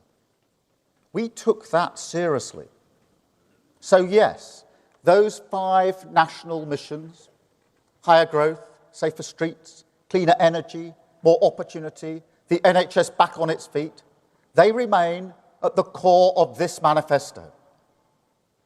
But if they are to offer hope and clarity through these times, if they are to show, despite the hard road, the light of the certain destination, then we must keep to that road, no matter the short-term ebbs and flows of politics, even in a campaign. That's what mission-driven government means. A chance to stop us bobbing along until the next crisis blows us off course, and instead make sure we can keep going through the storm. Stability over chaos, long-term over short-term, an end to the desperate era of gestures and gimmicks, and a return to the serious business of rebuilding our country.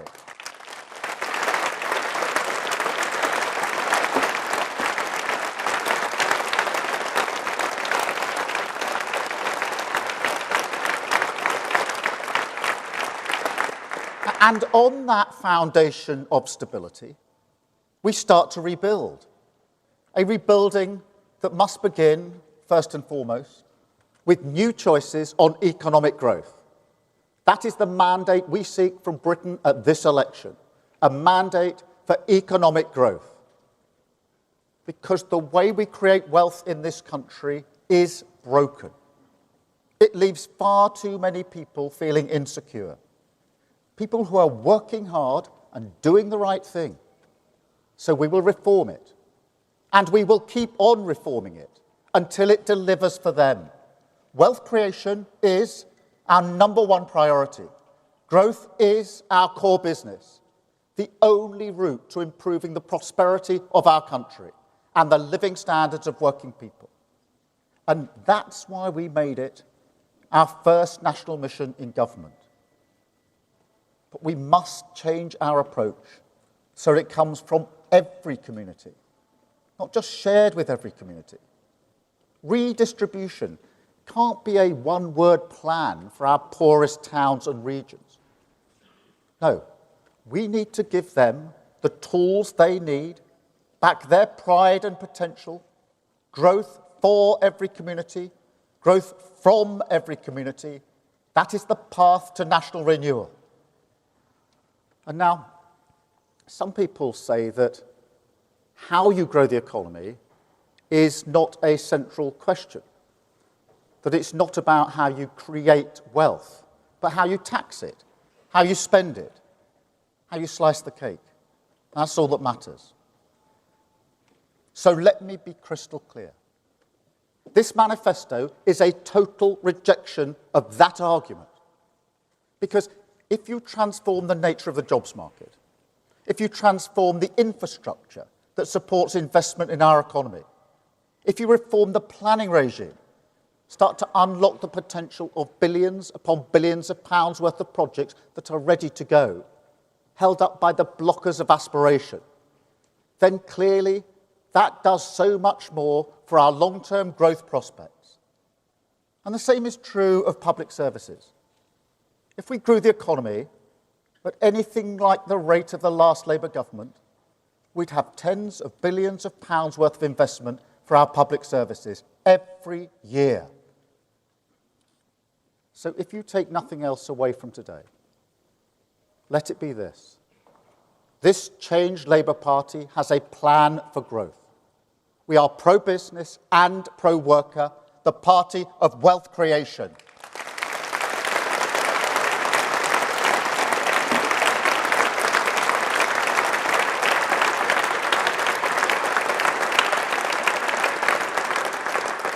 We will reform the planning rules, a choice ignored for 14 years, and build the homes and infrastructure you need. We will level up your rights at work, a choice ignored for 14 years, and raise your wages and your security. We will create a new industrial strategy, a choice ignored for 14 years, and we will back it with a national wealth fund, invest in clean steel, new ports, gigafactories, and we will create 650,000 new jobs for communities like yours. Relight the fires of renewal across all four of our great nations.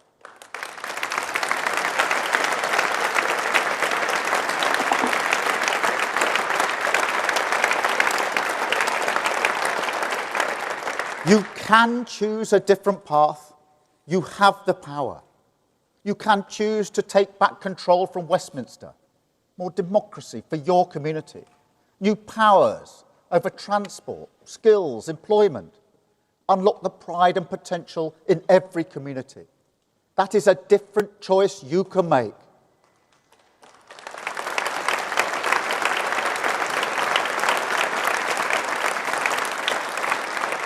You can cut your bills for good with a new energy company funded by a tax on the oil and gas giants, owned by the taxpayer, making money for the taxpayer, powering your home with clean British energy.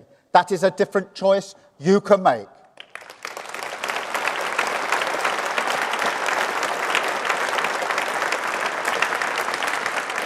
And you can choose to get our NHS back on its feet, end the 8 a.m. scramble, Back our NHS staff. Get the best technology in their hands. Slash waiting lists in your hospital. Funded by taking on the non-doms and tax avoiders. That is a different choice you can make.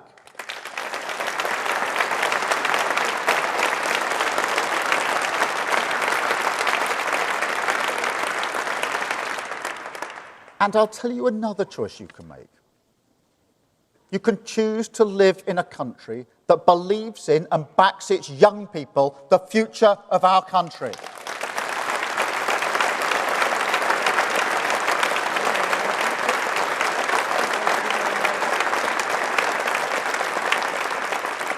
I am fed up of politicians lecturing young people about their responsibility to our nation, when those politicians fail in their responsibility to the future.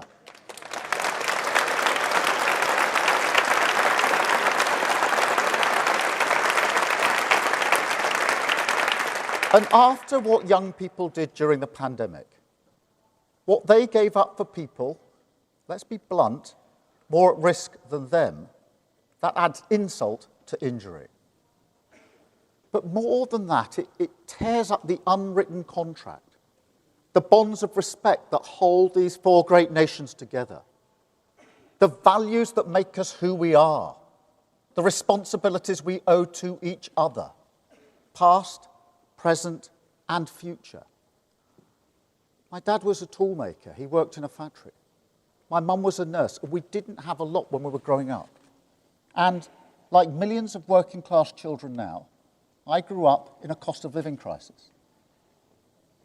I know what it feels like to be embarrassed to bring your mates home because the carpet is threadbare and the window's cracked. I was actually responsible for that because I did put the football through it. But we didn't have the money to fix it. Or to be honest, the time and the energy. Economic insecurity drains you of that as well. But look, what always comforted my parents was the idea that in the end, Britain would give their children a fair chance. The old saying, the story we still tell our children, work hard and you can achieve anything. That meant something. My parents believed in that. But the question now, after 14 years, is do we? Do kids like those in Somerstown, a very poor part of my constituency, one of the poorest parts of Europe, do they look out of their window to the glittering success of London, 300 yards and another world away, and believe that success could belong to them? Do parents here in Manchester, or in Glasgow, Cardiff, Plymouth, Sunderland, Sussex, Stoke-on-Trent, do they believe, with the certainty that they deserve, that the future will be better for their children? Because in the Britain I want to leave to my children, they do. And we can build it. We can restore the dream of home ownership to 1.5 million families. We can create 3,000 new nurseries to give them the best start in life.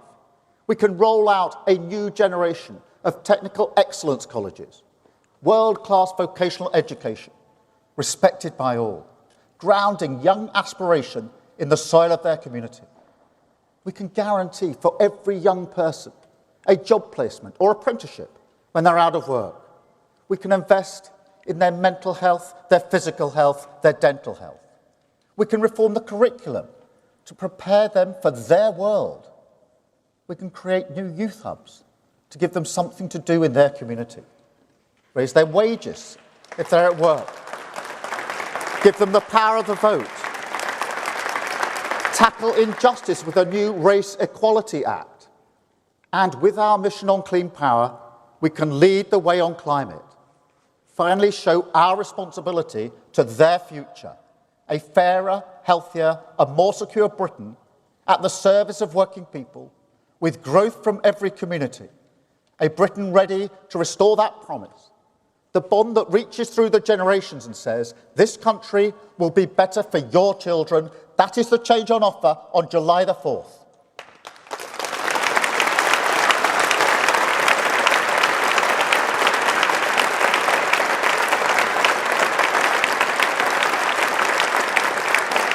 That is our plan, and I invite you all to join our mission to stop the chaos, turn the page, and start to rebuild our country. Thank you so much. Thank you. You are listening to LBC, where Keir Starmer has just concluded his speech launching the Labour Manifesto, and the questions from the assembled media are about to begin. You're listening to James O'Brien, and the time now is 11:52. Probably looking at probably a similar amount of time now to be dedicated to the questions as was taken up by Keir Starmer's speech. Looks like Mystery Hour is going to suffer this week, so prepare yourself to answer one question in the final hour of the programme, and that will be, what did you think of this speech? What did you think of this launch? And of course, you've had the great pleasure this week of hearing both manifesto launches from both major parties on this programme. Comparisons impossible to avoid. Wealth creation is the number one priority. Growth is our core business. Probably the biggest takeaway from the speech. A number of questions from the media. And I'm starting with Chris from the BBC. Chris, I can't... There you are, sorry, Chris, I've got you. Chris. Thank you. Chris Mason, BBC News. Keir Starmer, talk to the voter right now who fears that you might only really say what you're going to do after any victory rather than before. We live in an era, don't we, of a scepticism, a cynicism about politics, perhaps an anti-politics mood. Address those voters, and you know that there are those who will fear that. Thank you. Let me address them directly, because this manifesto is a manifesto for change. A total rejection, Chris, of the cynicism, of the idea that we can't do any better, that we can only hope to flatline, and that we cannot rebuild our country. It is a total rejection of that idea, based on 4 years of hard work, hundreds of engagements with those that will deliver for us, so we can build a future which genuinely will be better for our children. I understand the cynicism. I understand that after 14 years of this, for many people, the hope has been beaten out of them. But this is a manifesto for hope. It is a plan for growth, a plan for change, a plan for wealth creation. I will never accept the defeatism that says we can't do better than this. We can, we will, and with a Labour government, we'll get the opportunity to rebuild our country.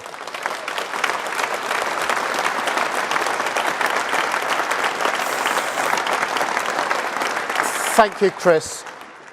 Beth. Thank you. Beth Rigby, Sky News.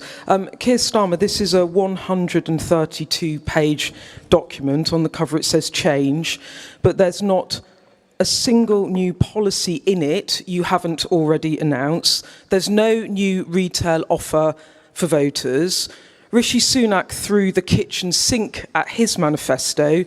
You won't even take the safety catch off yours. Is this a Captain Caution manifesto designed to protect your poll lead? Thank you. No. It is a serious plan for the future of our country. And every single policy in this document, policy after policy after policy, has been carefully thought through and tested to ensure that we can deliver it. I am not going to do what Rishi Sunak did, which is to offer things that he can't deliver because they're unfunded. People have had too much of that. They're fed up with that. This is a serious plan, carefully thought through. It's not about rabbits out the hat. It's not about pantomime. We've had that. I'm running as a candidate to be Prime Minister, not a candidate to run the circus. Thank you very much, Beth.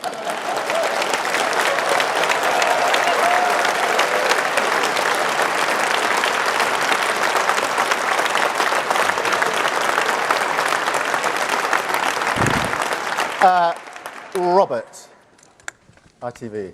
Yeah. Robert. Keir Starmer, you say you want people to trust you, you want to restore stability to the UK, but it is surely the opposite of that to make the bogus claim that you can get growth up sufficiently by next year to prevent significant cuts to public services. How are you going to avoid a return to austerity? We are not going to return to austerity. I ran a public service for 5 years, the Crown Prosecution Service. I lived through austerity. I'm never going to allow a Labour government to do that to our public services. Never.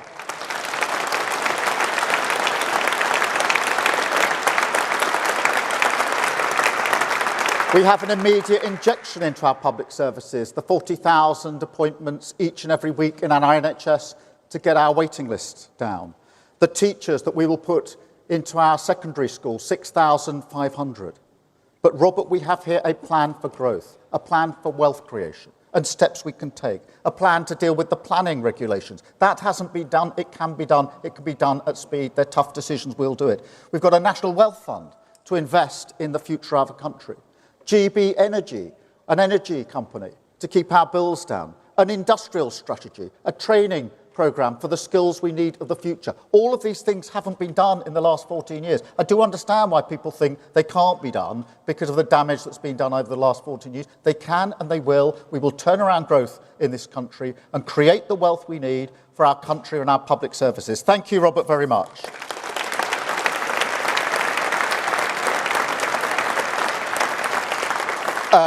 Chris at GB News. Chris Hope, GB News. Keir Starmer, you're so far ahead in the polls. Should we prepare for a one-party socialist state, as the Tories say? And is that a good thing? And also, just quickly, you want to reduce net migration. What on earth does that mean? Is that below 100,000 a year? Look, Chris, let's reject the cynicism of the Tory campaign. All they want to do in a general election is to suppress the vote. I know that not a single vote has been cast in this election. Polls don't predict the future, and every single vote has to be earned.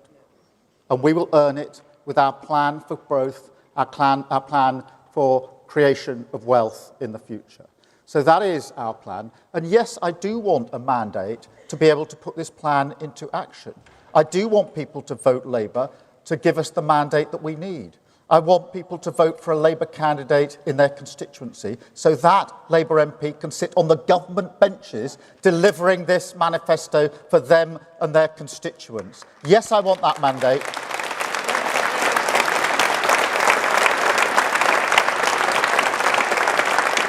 Change is what we need, but if you want change, you have to vote for change, and that means voting Labour. Thank you very much, Chris.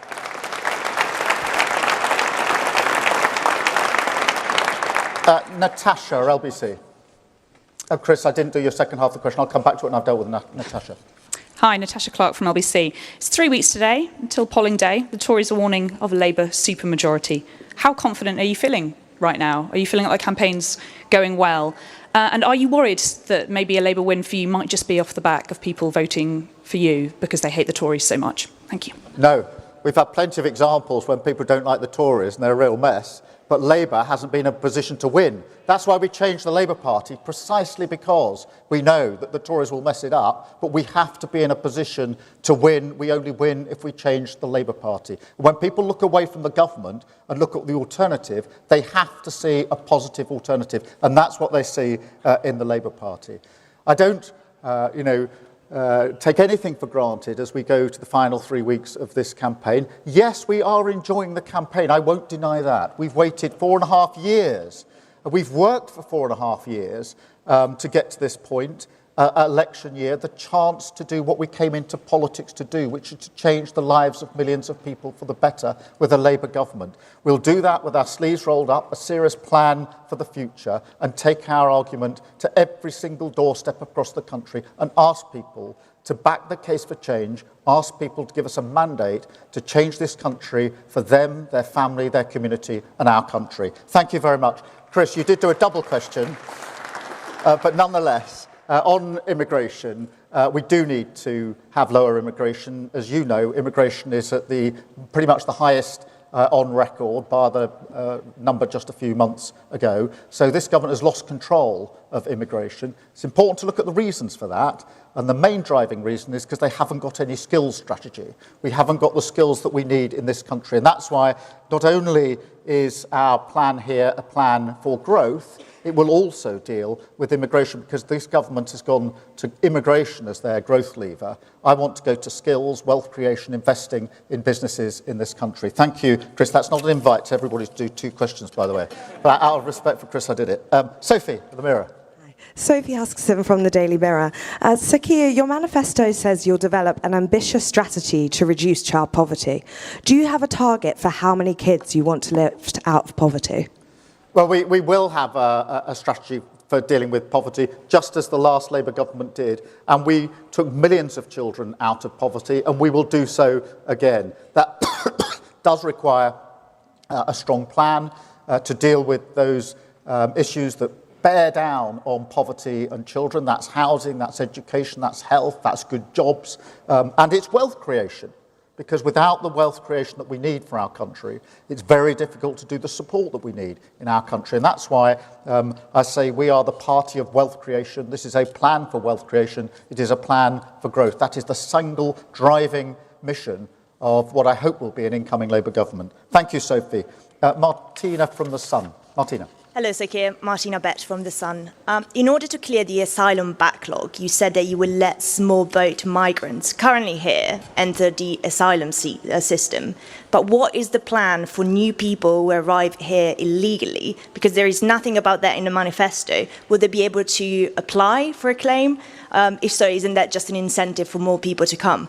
Well, look, those that are already here are already in the system. They're just not being processed. And that means the government has got a hopeless situation where tens of thousands of people are not being processed. So the one thing that can't happen is that they're removed to the country they came from, even if they've got no right to be here.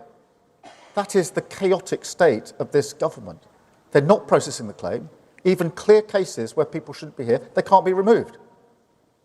We've got to fix that. We've got to fix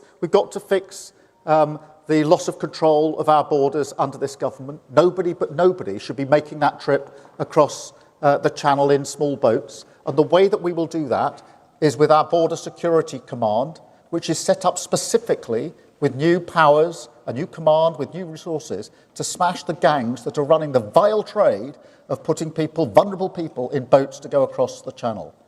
Now, before I was in this job, I was the chief prosecutor for 5 years.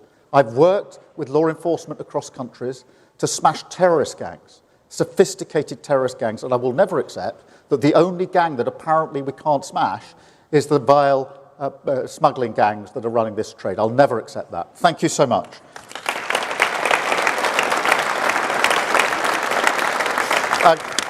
Chris from The Times. Chris Smythe from The Times. You've made it very clear that you're not putting up taxes on working people. You've left other taxes on the table, and you've also said there'll be no return to austerity. You're putting a lot of emphasis on growth, but you know, as you said, there is no magic wand. There is a chance that your growth plans don't happen as quickly as you want. So people want to know, what is your instinct in that situation if the sums don't add up? Is it to borrow more?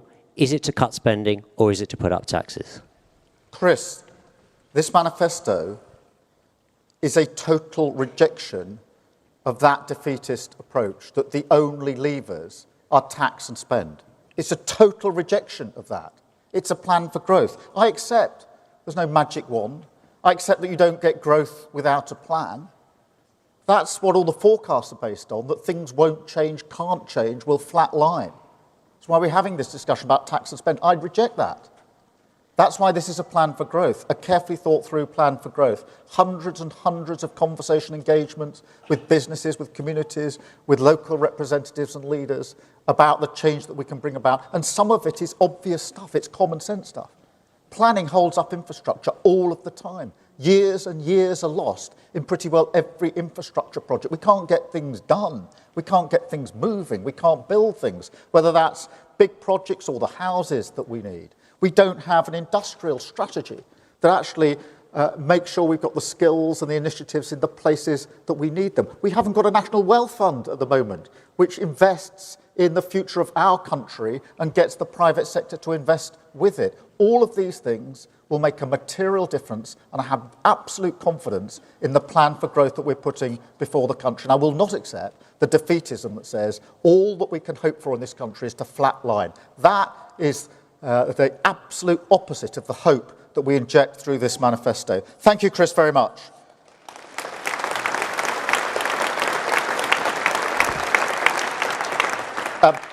Ben, Telegraph. Thank you, Ben Riley-Smith, The Telegraph. Keir Starmer, your rhetoric suggests you want taxes coming down, but this manifesto explicitly has taxes going up, I think in the costings pages by about 7 to 8 billion. So can you just be crystal clear, you're going into the election with a platform of tax rises? The tax rises we've set out in the manifesto there's no surprises, Ben, this morning, as you will see. You'll have gone through the document quickly. You'll go through it, no doubt, at length later on. There are no tax rise that we haven't already announced. Yes, we want to bear down properly on the non-dom tax status and make sure that super rich pay their fair share in this country. Yes, we want the oil and gas companies to pay fair tax on the massive profits that they're making. Yes, we want to make sure that private equity loopholes aren't there, again, for wealthy. And yes, we've taken the tough decision in relation to VAT. So we will take all of those measures. But what you won't see in this manifesto is any plan that requires tax rises over and above those that we have already set out. Because we've been very, very clear, particularly in relation to working people, no increase in income tax, no increase in national insurance, and no increase in VAT. Absolutely clearly set out in this manifesto. Thank you, Ben. Jason from the Daily Mail. Thanks, Sir Keir. You've said that taxes are too high. Just to follow on Ben's question, your manifesto, I think, is going to put them up about £8 billion. The Tories say they're going to cut them by 17 billion. Are you happy fighting the election on that tax divide? And can I just pick up one from Beth's interview with you last night, which I don't think you ever quite got round to answering.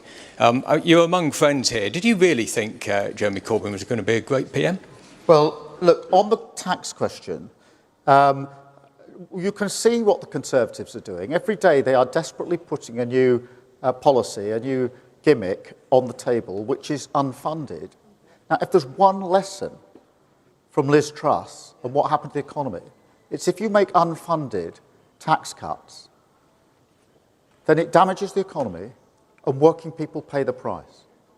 And I was in Stafford just a few weeks ago during this campaign, in the kitchen of a woman who is a paramedic and her wife who works in a jewellery shop.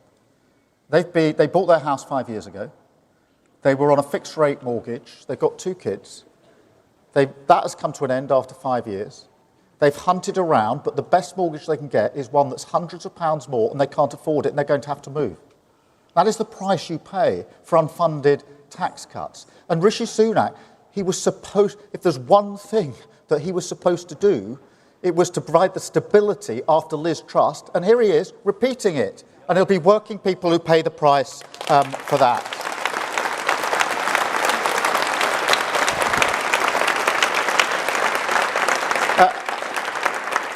And in relation to Jeremy Corbyn in the last election, I didn't think we would win the last election. I didn't think that we were in a state to win it. That is reinforced by the work that we have now done. We were rejected by the country, and first decision I took was if you get rejected that badly by the country, you don't look at the voter and say, what on earth were you doing? You look at your party and you change it. And I've led this party through that change. And Jeremy Corbyn is not just not a Labour candidate, he's expelled from this party. That is how much change we have brought around.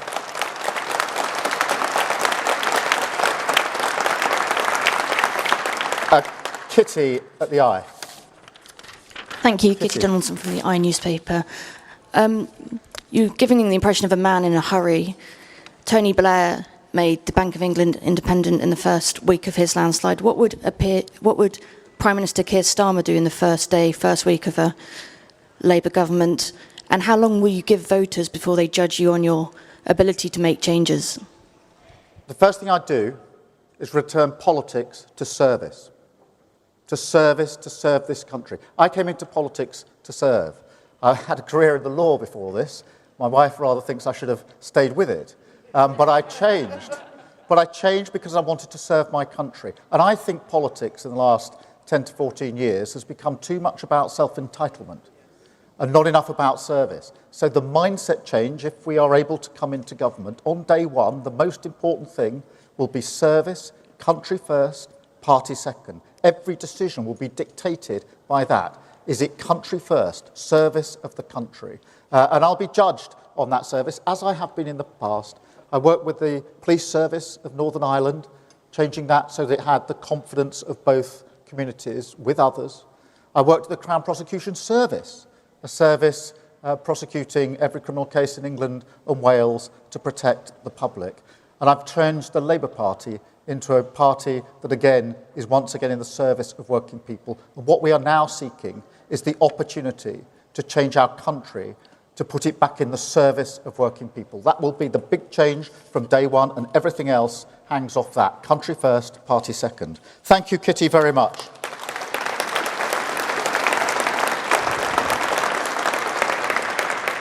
Pippa from The Guardian. Pippa. Pippa Crerar from The Guardian. We all know that voters' trust and confidence in British politics has never been lower. There's been numerous political scandals over the years that have played a big role in that. If you win the election, will you set up your new Ethics and Integrity Commission within the first 100 days? And are you watering down your ban on ex-ministers lobbying the government from 5 years? Rishi Sunak has struggled to lead a government of integrity, professionalism and accountability at every level. But can you do any better? Yes, and I'm determined that we will do better because I've been in public service all my life. I've been held to high standards all my life. I've led from the front all of my life. And yes, we will get on with changing the codes and the ethics codes and the guidance that is in place straight away in government. But I know that nobody will believe it's changed until they see the action that follows. You do need strong codes. You do need good commissioners. But you need to take action. And you need to take action when people breach those codes. And that's what we will do. Just as I knew when we were changing the Labour Party, I said on day one I would rip out anti-Semitism by the roots. I knew I'd be judged not by what I said on day one, but what I did on day 2, 3, 4, 5 and 6. And on and on and on. And so it will be the same in government. We are going to turn this around to put politics back in the service of working people. We'll be judged by the actions that we take as well as the promises that we make. Thank you, Pippa, very, very much. Jim from the FT. Jim Pickard, Financial Times. The private equity industry has been lobbying very hard for you to dilute the removal of the carried interest loophole that industry enjoys. It seems pretty clear from the documents in the manifesto that you're still hoping to raise over £500 million from doing that. Is it your guarantee that the amount they pay in tax will go up from 28p in the pound to 45%, or is there still some wriggle room in that policy? Thank you. Jim, we are absolutely determined to change the rules, to close this loophole, and the money that is set out in the schedule at the back of the manifesto tells you how much yield there will be from that. So that's the plan, that's how we'll carry it out. And what you will see, and thank you for drawing attention to it, for everybody who's got the document, is in the last few pages, about page 109, Rachel is demonstrating the page that says every policy is fully costed and fully funded. She's got it open. She wrote every word of it. And that is important because you can only build the wealth that we need in this country on the foundation of stability. Thank you all so much for coming. Thank you for your questions. Thank you, all of you. Onward we go to change. Thank you. You are listening to James O'Brien on LBC, where Keir Starmer has just concluded the Q&A section of the Labour Party's manifesto launch. I think he took every question going there, pretty much. I don't know that, I mean, they may not have had their hands in the air. I don't know that I heard Channel 4 or ITV, but whether or not... No, ITV were there, of course they were. It was Robert Peston, who never says his name. Everybody else says their name. It's funny the things you notice, isn't it? Natasha got on, of course, which is a courtesy that Rishi Sunak didn't pay LBC listeners earlier this week. So it means that Miss JR is done for. If that doesn't shift the polls in the Tories' favour, then frankly, I don't know what will. Starmer scuppered mystery hour, #. But I do want to know what you thought of that. I really do. A quick word to Mohammed, who I think has sent this message to the wrong account. I think you might have clicked on the wrong WhatsApp when you sent this message, Mohammed. He's just been in touch to say, I want to watch Master and Commander tonight. Do you? So thanks for that. And this from Alan, blimey, he was good.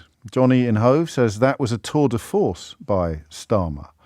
And what I would like, and also that, I don't know if it was a deliberate joke about Rachel Reeves, who has, I think, got into trouble in the past on this front, but when Keir Starmer said she wrote every word of it, I don't think that was a deliberate joke, Isaac. If it was very, very funny.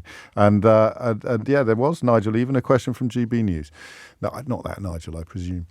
I want to know what you thought of that, particularly if you've been surprised. I don't want to sound dismissive, but sometimes when we do immediate reaction to political moments, it is much more fun for all of us if we're talking about people, talking to people who have been a little bit surprised by their response to something like a speech, like a manifesto launch. So if you heard something you didn't expect to hear, or perhaps more interestingly, given that the closer you get to polling day, the more it becomes a battle between the two characters leading the two parties in many constituencies. You'll find plenty of people who don't know the name of their candidate but are voting for the leader of a party, well, yeah, Liberal Democrats, SNP and the rest of them included. But I would like to know what you thought of that speech and then perhaps to a slightly lesser extent what you thought of that manifesto,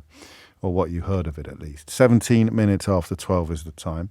If you hit the numbers now, you will get through. The more of you waiting to share your thoughts on Keir Starmer's manifesto launch, the more likely it is after these words that I won't inflict my impressions upon you. So it is entirely in your hands.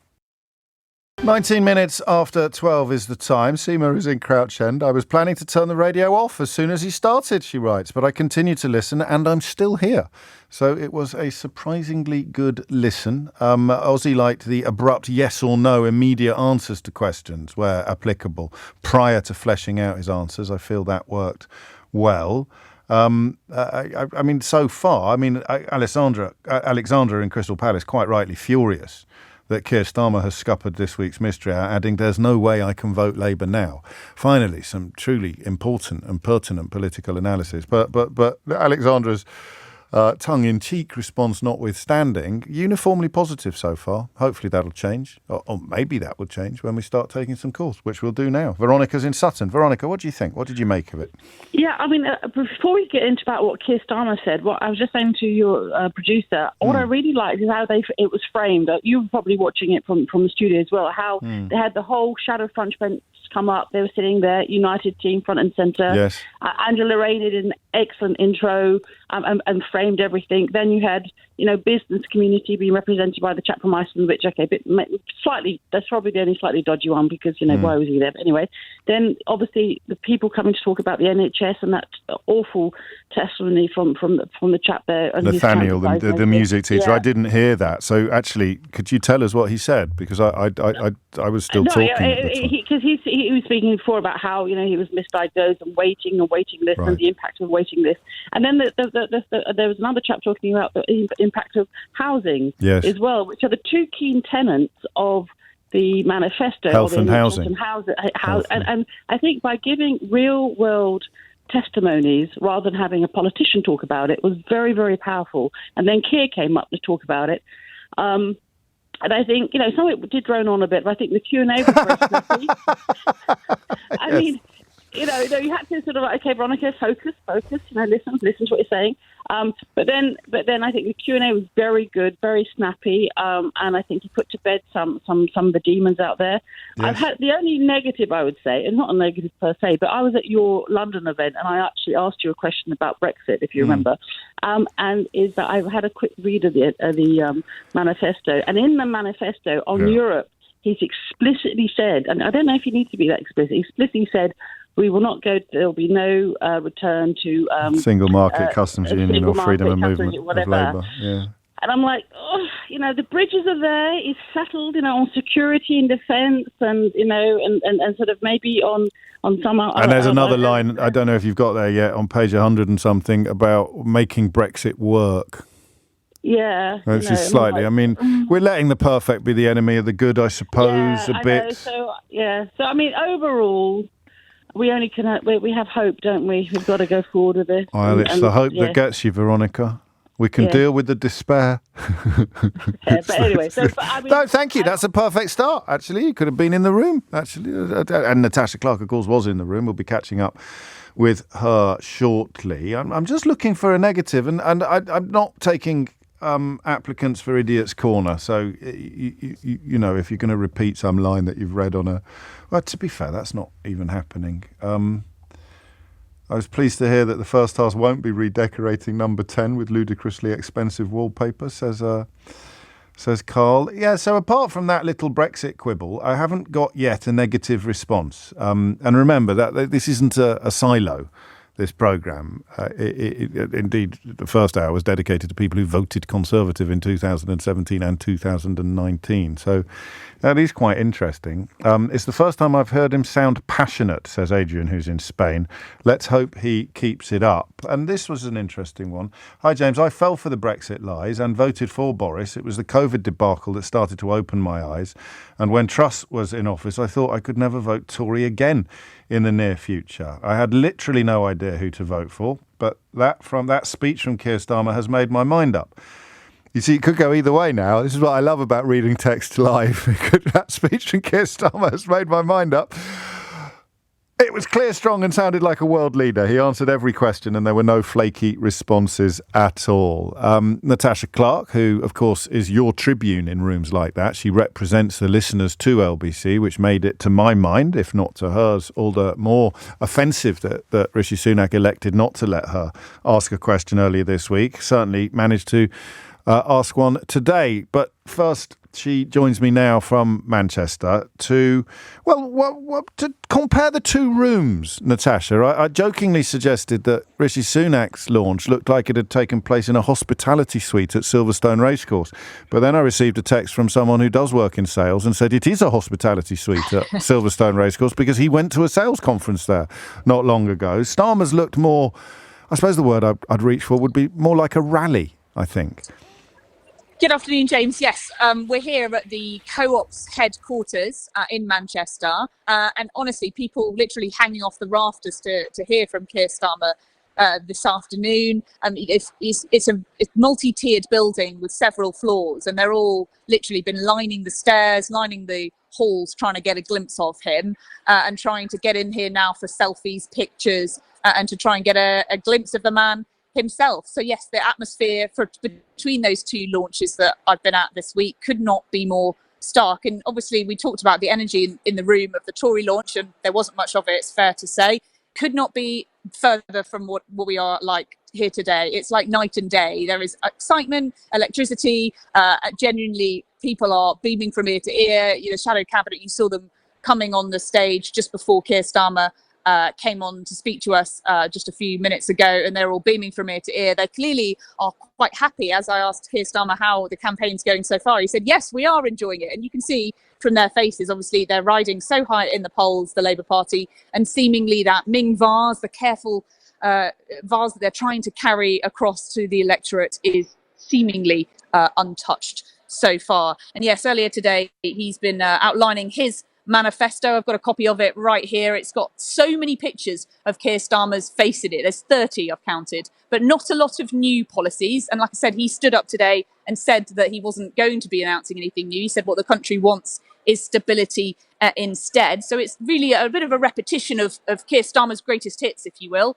Labour's first steps for change. I was there when he outlined those just a few weeks ago. And that really was a dress rehearsal for this manifesto launch today here in Manchester. Cutting waiting lists, that border command to stop small boats, more teachers, Great British Energy, antisocial behaviour, clamp down. And his main focus that he wants you, the listener, to take away from it today is that he wants to be the Prime Minister that's going to create economic growth. Obviously, we saw those figures yesterday. GDP absolutely on the floor, 0% growth in the last quarter, according to those latest figures. Keir Starmer said today he would make it the central mission of his Labour government. The way we create wealth in this country is broken. It leaves far too many people feeling insecure. People who are working hard and doing the right thing. So we will reform it. And we will keep on reforming it until it delivers for them. Wealth creation is our number one priority. Growth is our core business. the only route to improving the prosperity of our country and the living standards of working people. And that's why we made it our first national mission in government.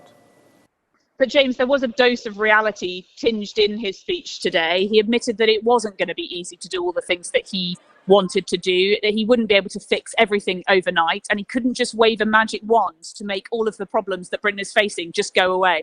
Don't get me wrong, these challenges don't disappear overnight if Labour wins. We don't have a magic wand.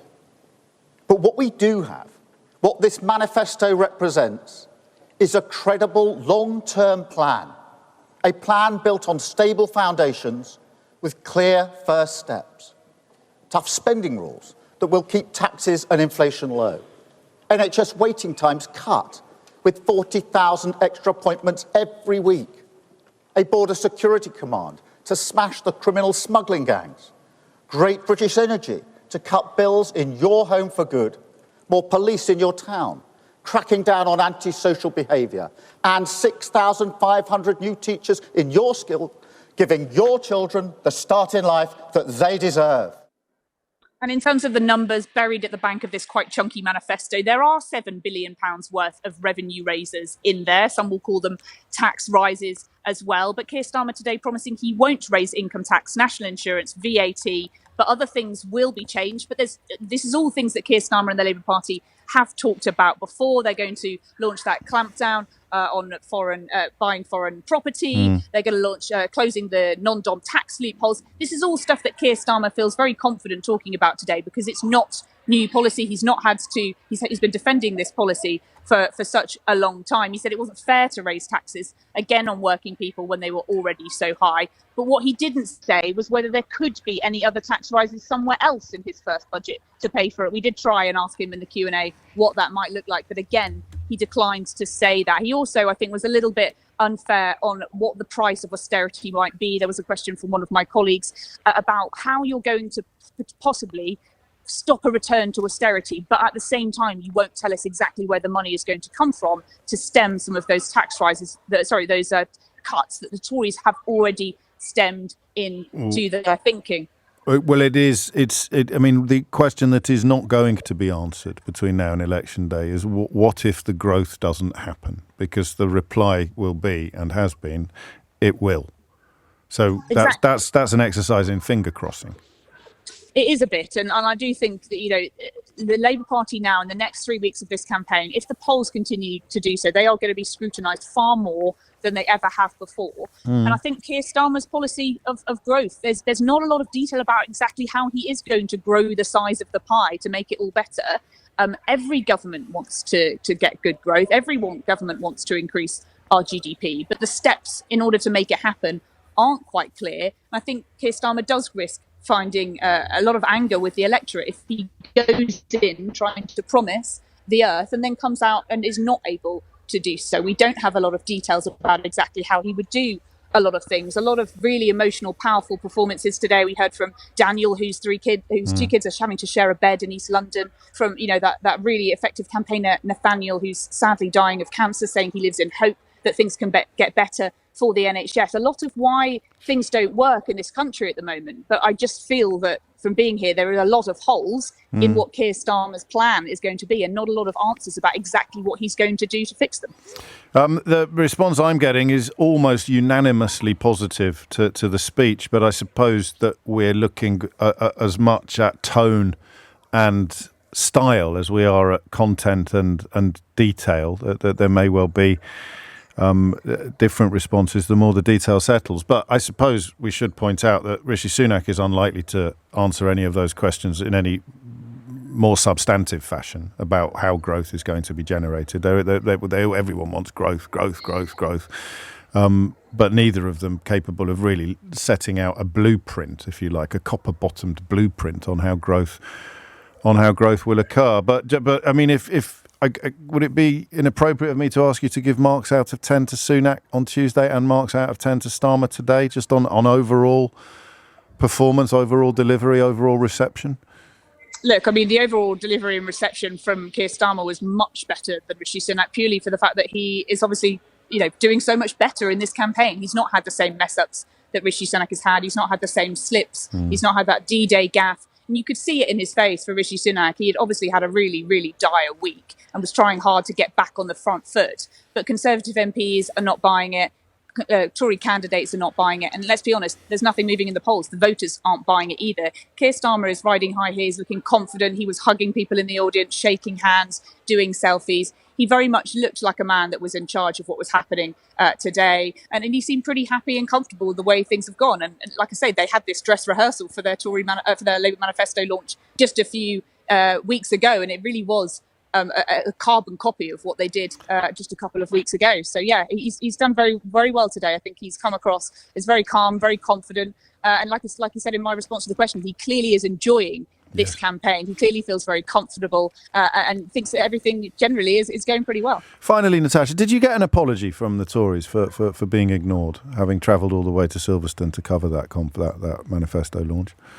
No, I didn't. And like I say, all hats off to Keir Starmer for taking so many more questions from journalists. We always very much appreciate it. There is a bit of a rota system that goes on in terms of these questions. Sometimes you get one and sometimes you don't. But these are the big events and we are incredibly grateful to be heard by the Labour leader, Sir Keir Starmer, today. You're more sanguine about it than I am. Prime Minister going first to a television station with practically no viewers, funded by a man whose Twitter feed was recently revealed by Lewis Goodall and the newsagents to be absolutely riddled with the vilest sort of Islamophobic rhetoric. That was Rishi Sunak's decision, of course. Although Starmer took a question from the same station, he didn't prioritise it over everybody else in the room and exclude Natasha Clark, who, of course, has the great pleasure of working on a radio station that boasts the most popular talk show in the whole of commercial radio in the United Kingdom, although the name of the presenter eludes me for the moment. Amelia Cox is here now with your headlines. I suppose James in Kidderminster should probably share his views on what that speech was like. Disappointed by the Brexit stuff, but I think it's inevitable. But there is one thing in it that, in the manifesto, it didn't really come up in particular detail during the speech that I think is deeply significant. I mean, it did come up during the speech, actually. Forgive me, because the point is it's free. Financially, it has no cost, but I think politically and nationally, patriotically, this is really important. I'll read it to you. Labour will restore confidence in government and ensure ministers are held to the highest standards. We will establish a new independent ethics and integrity commission with its own independent chair to ensure probity in government. You'll remember that Boris Johnson got through independent ethics advisors faster than most of us get through toilet paper.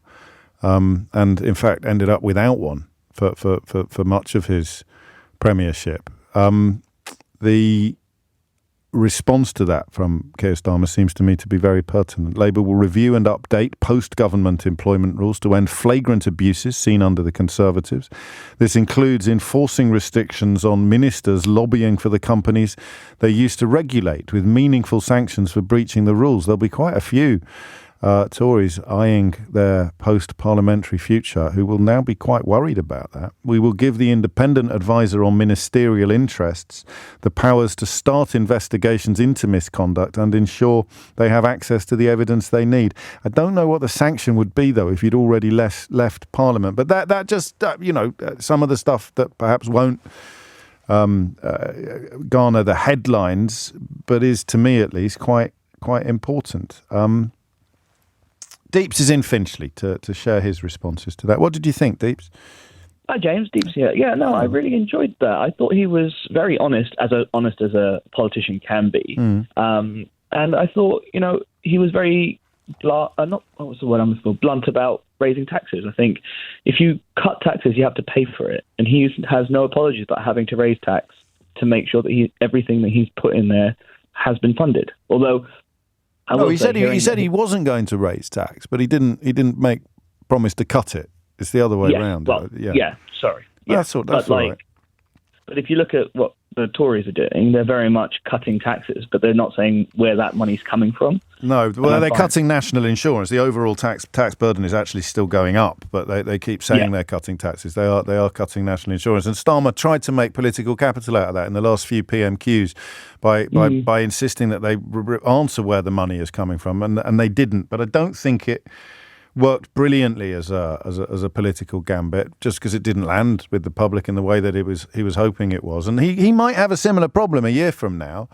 You know, it's all very well saying we don't need to raise taxes because we will create growth, we will stimulate growth. But of course, if they don't stimulate growth, then the question of where they're going to get the money from becomes pretty urgent. Were you surprised by your response? No, I think it's really important that you're the problem with politics is the honest politician never gets into power. Seems that way sometimes. He was as honest as he could be, and I genuinely think if he does have to raise taxes after being in there for a year, then he will do so, and that's absolutely fine because he's going to give us a plan. He'll say so, and he'll show you where it's being spent. Any negatives? Yeah. Anything you didn't like? I am a bit tired of hearing that his dad was a toolmaker and his mum was a nurse, because that's becoming a little bit of a meme in my head at the moment. Well, it's like Sadiq Khan's dad driving a bus, isn't it? I quite like that, actually. I think that particularly given the conversations we've been having this week about privilege and advantage, when he'd maybe not necessarily hitting the toolmaker line every 10 minutes, but talking about not being able to afford to replace the carpets, that is going to resonate with a hell of a lot more families than talking about being denied the delights of Sky TV, isn't it? I agree with you 100%. I mean, I was in a very fortunate position that my parents could send me to boarding school as a private school. But if you're going to put VAT on something, that's probably a good one to do, because those who can afford to send their children to private school could probably afford to pay the VAT as well. And those that can't could just give up their Netflix subscriptions and stop having avocado on toast for breakfast every morning. Is Deep short for Deepak? Yes, it is, yes. Well, here's a funny thing. I've got another Deepak waiting to talk to me. Honestly, it's like you're like bloody bosses, you lot. I wait ages for one Deepak to come on the programme, and then suddenly I get two at the same time. Thank you, Deeps. Deepak is in Langley. Deepak, what would you like to say? Regarding this issue, what Keir Starmer keeps talking about, these extra 40,000 appointments that he's, offering in his manifesto. So on a talk show last week, there was a doctor. What he fails to explain is that he's asking current staff to do extra overtime. Now, the NHS staff are already pushed to the limit. The standards have dropped. Now they're asking the current staff to do the extra hours in the evening, the extra hours on the weekends. Also, taking account with the overtime comes the added tax. He's not explained how he's going to. Are you in the NHS? I'm not. You're not. Okay. No, fully not. I was just wondering. It was not a gotcha question or anything like that. No. And the other hand is he's not saying anything about recruitment. Even if he was recruiting for people abroad, is it financially viable for them to come abroad now? Because the trust charges them, obviously, what they do. The cost of living has gone back up in England over the last few years, and I think it will still go up. And secondly, what are the incentives? Because a lot of people come from abroad to work as nurses, doctors, and so on. The idea is to save money and send money back home. But that's not going to be the case, because they can't save anything because everything's too much. But he keeps going on about in the last. Well, I mean, the obvious answer to this problem would be to come to a pay settlement, particularly with junior doctors, and improve the working conditions as well, because you need morale and you need money to solve the problems you describe. And then we're back to this problem, aren't we, of if you're going to bet the house on growth and then growth doesn't happen, where the hell are you going to get the money from? Exactly. To do any of this. And, you're looking at close enough to 5,700 appointments a day. It's waiting list up today as well. I mean, I'm glad that we're picking some holes in what we've heard from Keir Starmer, but if you were Rishi Sunak this week, you've had growth flatline in April, and you've had the waiting list go up again today for the first time in months. So, Starmer might have problems, but they're nothing like what Sunak's are at the minute. True, but then he also keeps talking about the last 14 years. What people should also realise is that they lost their time when they were in government to the Conservatives, and they've had to pick up their issues ever since. And the problem is, if Keir Starmer gets in... Well, in 2010, mate, the patient satisfaction with the NHS was the highest it had ever been, and it's now the lowest. So I think Labour are allowed, at least on the NHS, which is the point of your call. At least on the NHS, they are allowed to appeal to their record and compare it to what has happened subsequently. What did you think of the speech? What did you think of the reception or the tone as opposed to the detail? It was okay, but until you start putting these facts into place and see movement, then it's all hearsay.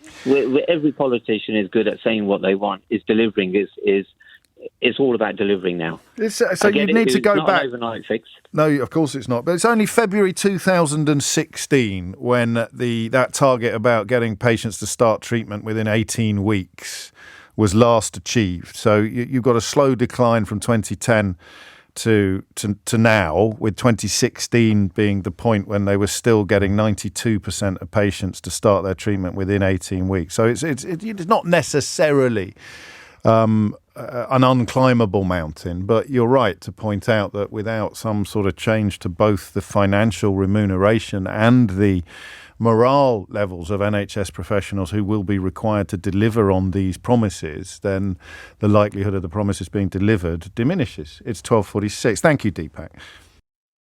It's 12:49. Sheila on the way at 1, of course. I think, did we just play out the wrong bit? Did we just say Sheila was coming up at 10? I think they may have. I'm getting a few comments on it, so either you imagined it or I've misunderstood what all these comments are. But it's definitely 10 to 1, not 10 to 10, in case there's any. Well, it might be 10 to 10 somewhere in the world, but here in the United Kingdom, it's 12:50, and Sheila Fogarty will be with you at 12:59 or thereabouts. Before that, a few more calls on Keir Starmer. Tony in Bishop Stortford's been in touch. Say, James, what's going on? You started today's show feeling sorry for the Prime Minister, and you're reading loads of WhatsApp messages today. Who are you, and what have you done with the real James? I often read out WhatsApp. I've done a bit more than usual today, actually. I don't know why. It's just set the scene, I think, was probably the answer to that question. And I didn't feel sorry for the Prime Minister. I knew this would happen. I said I was in danger of beginning to feel sorry for him. A very different thing. Chris is in the Lake District. Chris, what would you like to say? Afternoon, James. Hello. Pleasure to speak to you once again. Likewise. Starmer is, you can clearly see the improvement in him and his speaking and that. So, there's a lot to be excited for as he becomes our statesman, so to speak, on the world stage. But my concerns with the manifesto and the election and what it's been for the last however many months is, because of the polls being so high for Labour, is this safety approach, not wanting to offer anything too bold of a vision. Now, there's a lot in that manifesto, that it would be a welcome change, actually, a couple of years of steadiness and maybe a bit boring after the ridiculous years we've had previously under this shambles. Are you approaching this from the left of Keir Starmer? No, I wouldn't say to the left, but yeah, probably more to the left than the position of the party he's in. I mean, I am a Labour member. There's nothing wrong with that. There's nothing wrong with that. I just think in some ways it answers your quibble, because he has worked very hard, arguably too hard, to woo people to the right of the Labour Party, or to the right of where the Labour Party sits historically. And all of the criticism I'm getting, and there's not a lot of it, but the 3 or 4 messages that have come in having a swing at him have come from the left of... I mean, I'm not having a swing from in the left. I know you're not. I'm just saying. The growth, James. Yes. We haven't had this growth. He's had to backtrack on maybe raising taxes, or we've had to continue some lighter cuts. Yes. And if the people don't feel like their lives have changed in 5 years, my massive fear, and I imagine it'd be your fear as well, is we open the door to that lunatic in Clacton stand. Then, and if he becomes an MP... I think I've got to read out all the candidates in Clacton now. You've just flipping... sorry. If you go to lbc.co.uk/politics/candidates or lbc.co.uk/candidates, you can see a full list of all of the candidates standing in Clacton. Carry on, Chris. Don't ban me from ever coming on because of making you do work, James. I don't know what you're suggesting, but you're right. We've got to people. I know we don't need dramatic change, but people's lives do have to feel better. And the big thing about the EU part or Europe in the manifesto, why did it have to be so specific about customs union, single market? Why couldn't it have just been a little bit more vague? Because the biggest growth we could get right now is if we join the customs union. I think independence, so it's like 4% potentially growth. There's a big open. Now I know why they don't want to open that debate. We've got they're building this coalition of voters, and there's the risk that in these northern seats, if we reopen the wounds to 5. The election of 2019, which was a disaster, and I stood in that election and I suffered that disaster firsthand on the doorsteps, and I get it. But fair enough. Not many people read the manifestos anyway. Us political nerds. Yeah, but it'd be the front page of the Daily Mail tomorrow if there'd been and they're still worrying about that. And it will be if we do something that's not. So that's what I mean about being specific in a manifesto. Maybe being a bit more vague on Europe and stuff could have mean that there wouldn't be them big headlines. Oh, U-turning and all this. We will have to. He didn't need to explicitly state we won't do X, Y, and Z. He could have not mentioned it at all, and then left in the line about making Brexit work or undoing some of the damage done by David Frost and Boris Johnson's absolute botch job. Not just my opinion, of course. David Frost was disowning the negotiation he conducted and received a peerage for before the ink on Boris Johnson's signature was even dry. But yeah, I mean, I hear you. That is the central criticism, that combination of an inability to describe precisely where the money is going to come from for any expenditure, if not from tax rises, which have been ruled out, of course, then growth becomes this sort of almost mythical phenomenon that is going to deliver great rewards to everybody. And if the growth doesn't happen, then where does that leave everybody else? And Brexit. And the sense that now everybody recognises, except the most deluded people on your Auntie Doris's Facebook page, everybody recognises that Brexit's been an unmitigated disaster. You've still got a few losers who think there is a good Brexit, but it goes to a different school, clinging to the carcass of their own catastrophic conduct. But, how seriously you're going to take them, I don't know. I suppose Farage is a bit of a mystery figure on Brexit, isn't it? I mean, its entire reputation, such as it is supposed to be built upon taking the UK out of the European Union or being a large part of that process, and of course it's gone incredibly badly, as everybody who paid attention or understood the issues knew it would, and yet he keeps sort of popping back up again like a thing that keeps popping back up again. Thank you, Chris. Julia's in Kingston. Julia, what would you like to say? Hi, so I'm a Labour voter, but recently been thinking, okay, maybe I'm going to go with the Greens. Okay, that's interesting. And that was I found, to me, the Greens are the only people that have actually, to this point, up until I heard Keir Starmer speaking today, really been talking about the need to rein in big business and the lack of taxation and the lack of the Wild West that has gone on in this country for the last 14 years, to my mind, needs to stop. And what I haven't heard from Labour is enough. I get that they're going to tax private schools. I get they're going to get to grips with the non-dom status. But I haven't heard enough about what they're going to do about stopping loopholes for massive, enormous industries at all. So today he answered a few questions, and I felt maybe that, first of all, every question he answered, I felt like he knew the answer to. When I watched the ITV debate with my 10-year-old daughter, even my 10-year-old daughter was a little bit baffled as to whether he knew what was going on. It was a bit like watching... Sorry. Didn't have a great night, did he? He was much better on Sky last night, I'm told. But certainly he dropped the ball on the Tory fibs about the tax burden. He didn't come back with that letter. He looked completely flabbergasted at the question, and it took him so long to recover himself. So he's nudged your needle. He's nudged your needle back towards the Labour Party, has he? It definitely, because I felt like he was answering the questions, knew the answers, and it's given me a bit more confidence in voting for Labour. Well, I mean, he'll be pleased to hear that. 12:58 is very nearly the time. I can squeeze in a 40-second contribution from Max in Colindale before handing over to Sheila. What's it going to be, Max? Well, I'll be as quick as I can then. Basically, I think that Keir's done really well. I'm a Labour man through and through. I didn't think he was very charismatic when he first came into the position. I think he's timed it beautifully in the end in terms of what he has to do. And what he has... Stretching his legs and showing his class, Max. Yeah, exactly. And not only that, what he's showing is at the end of the day, we've had years and years of grandstanding and saying this we can do. Boris Johnson started all that, and then Liz Truss, it's just going to happen. And you say about the fact that, we don't get growth. Well, he just has to give everyone a dose of reality. But he can't be any more positive than the fact that this is going to happen. So he's doing it. Such a negative game. He's inheriting a fairly busted flush. So Exactly. Busted flush.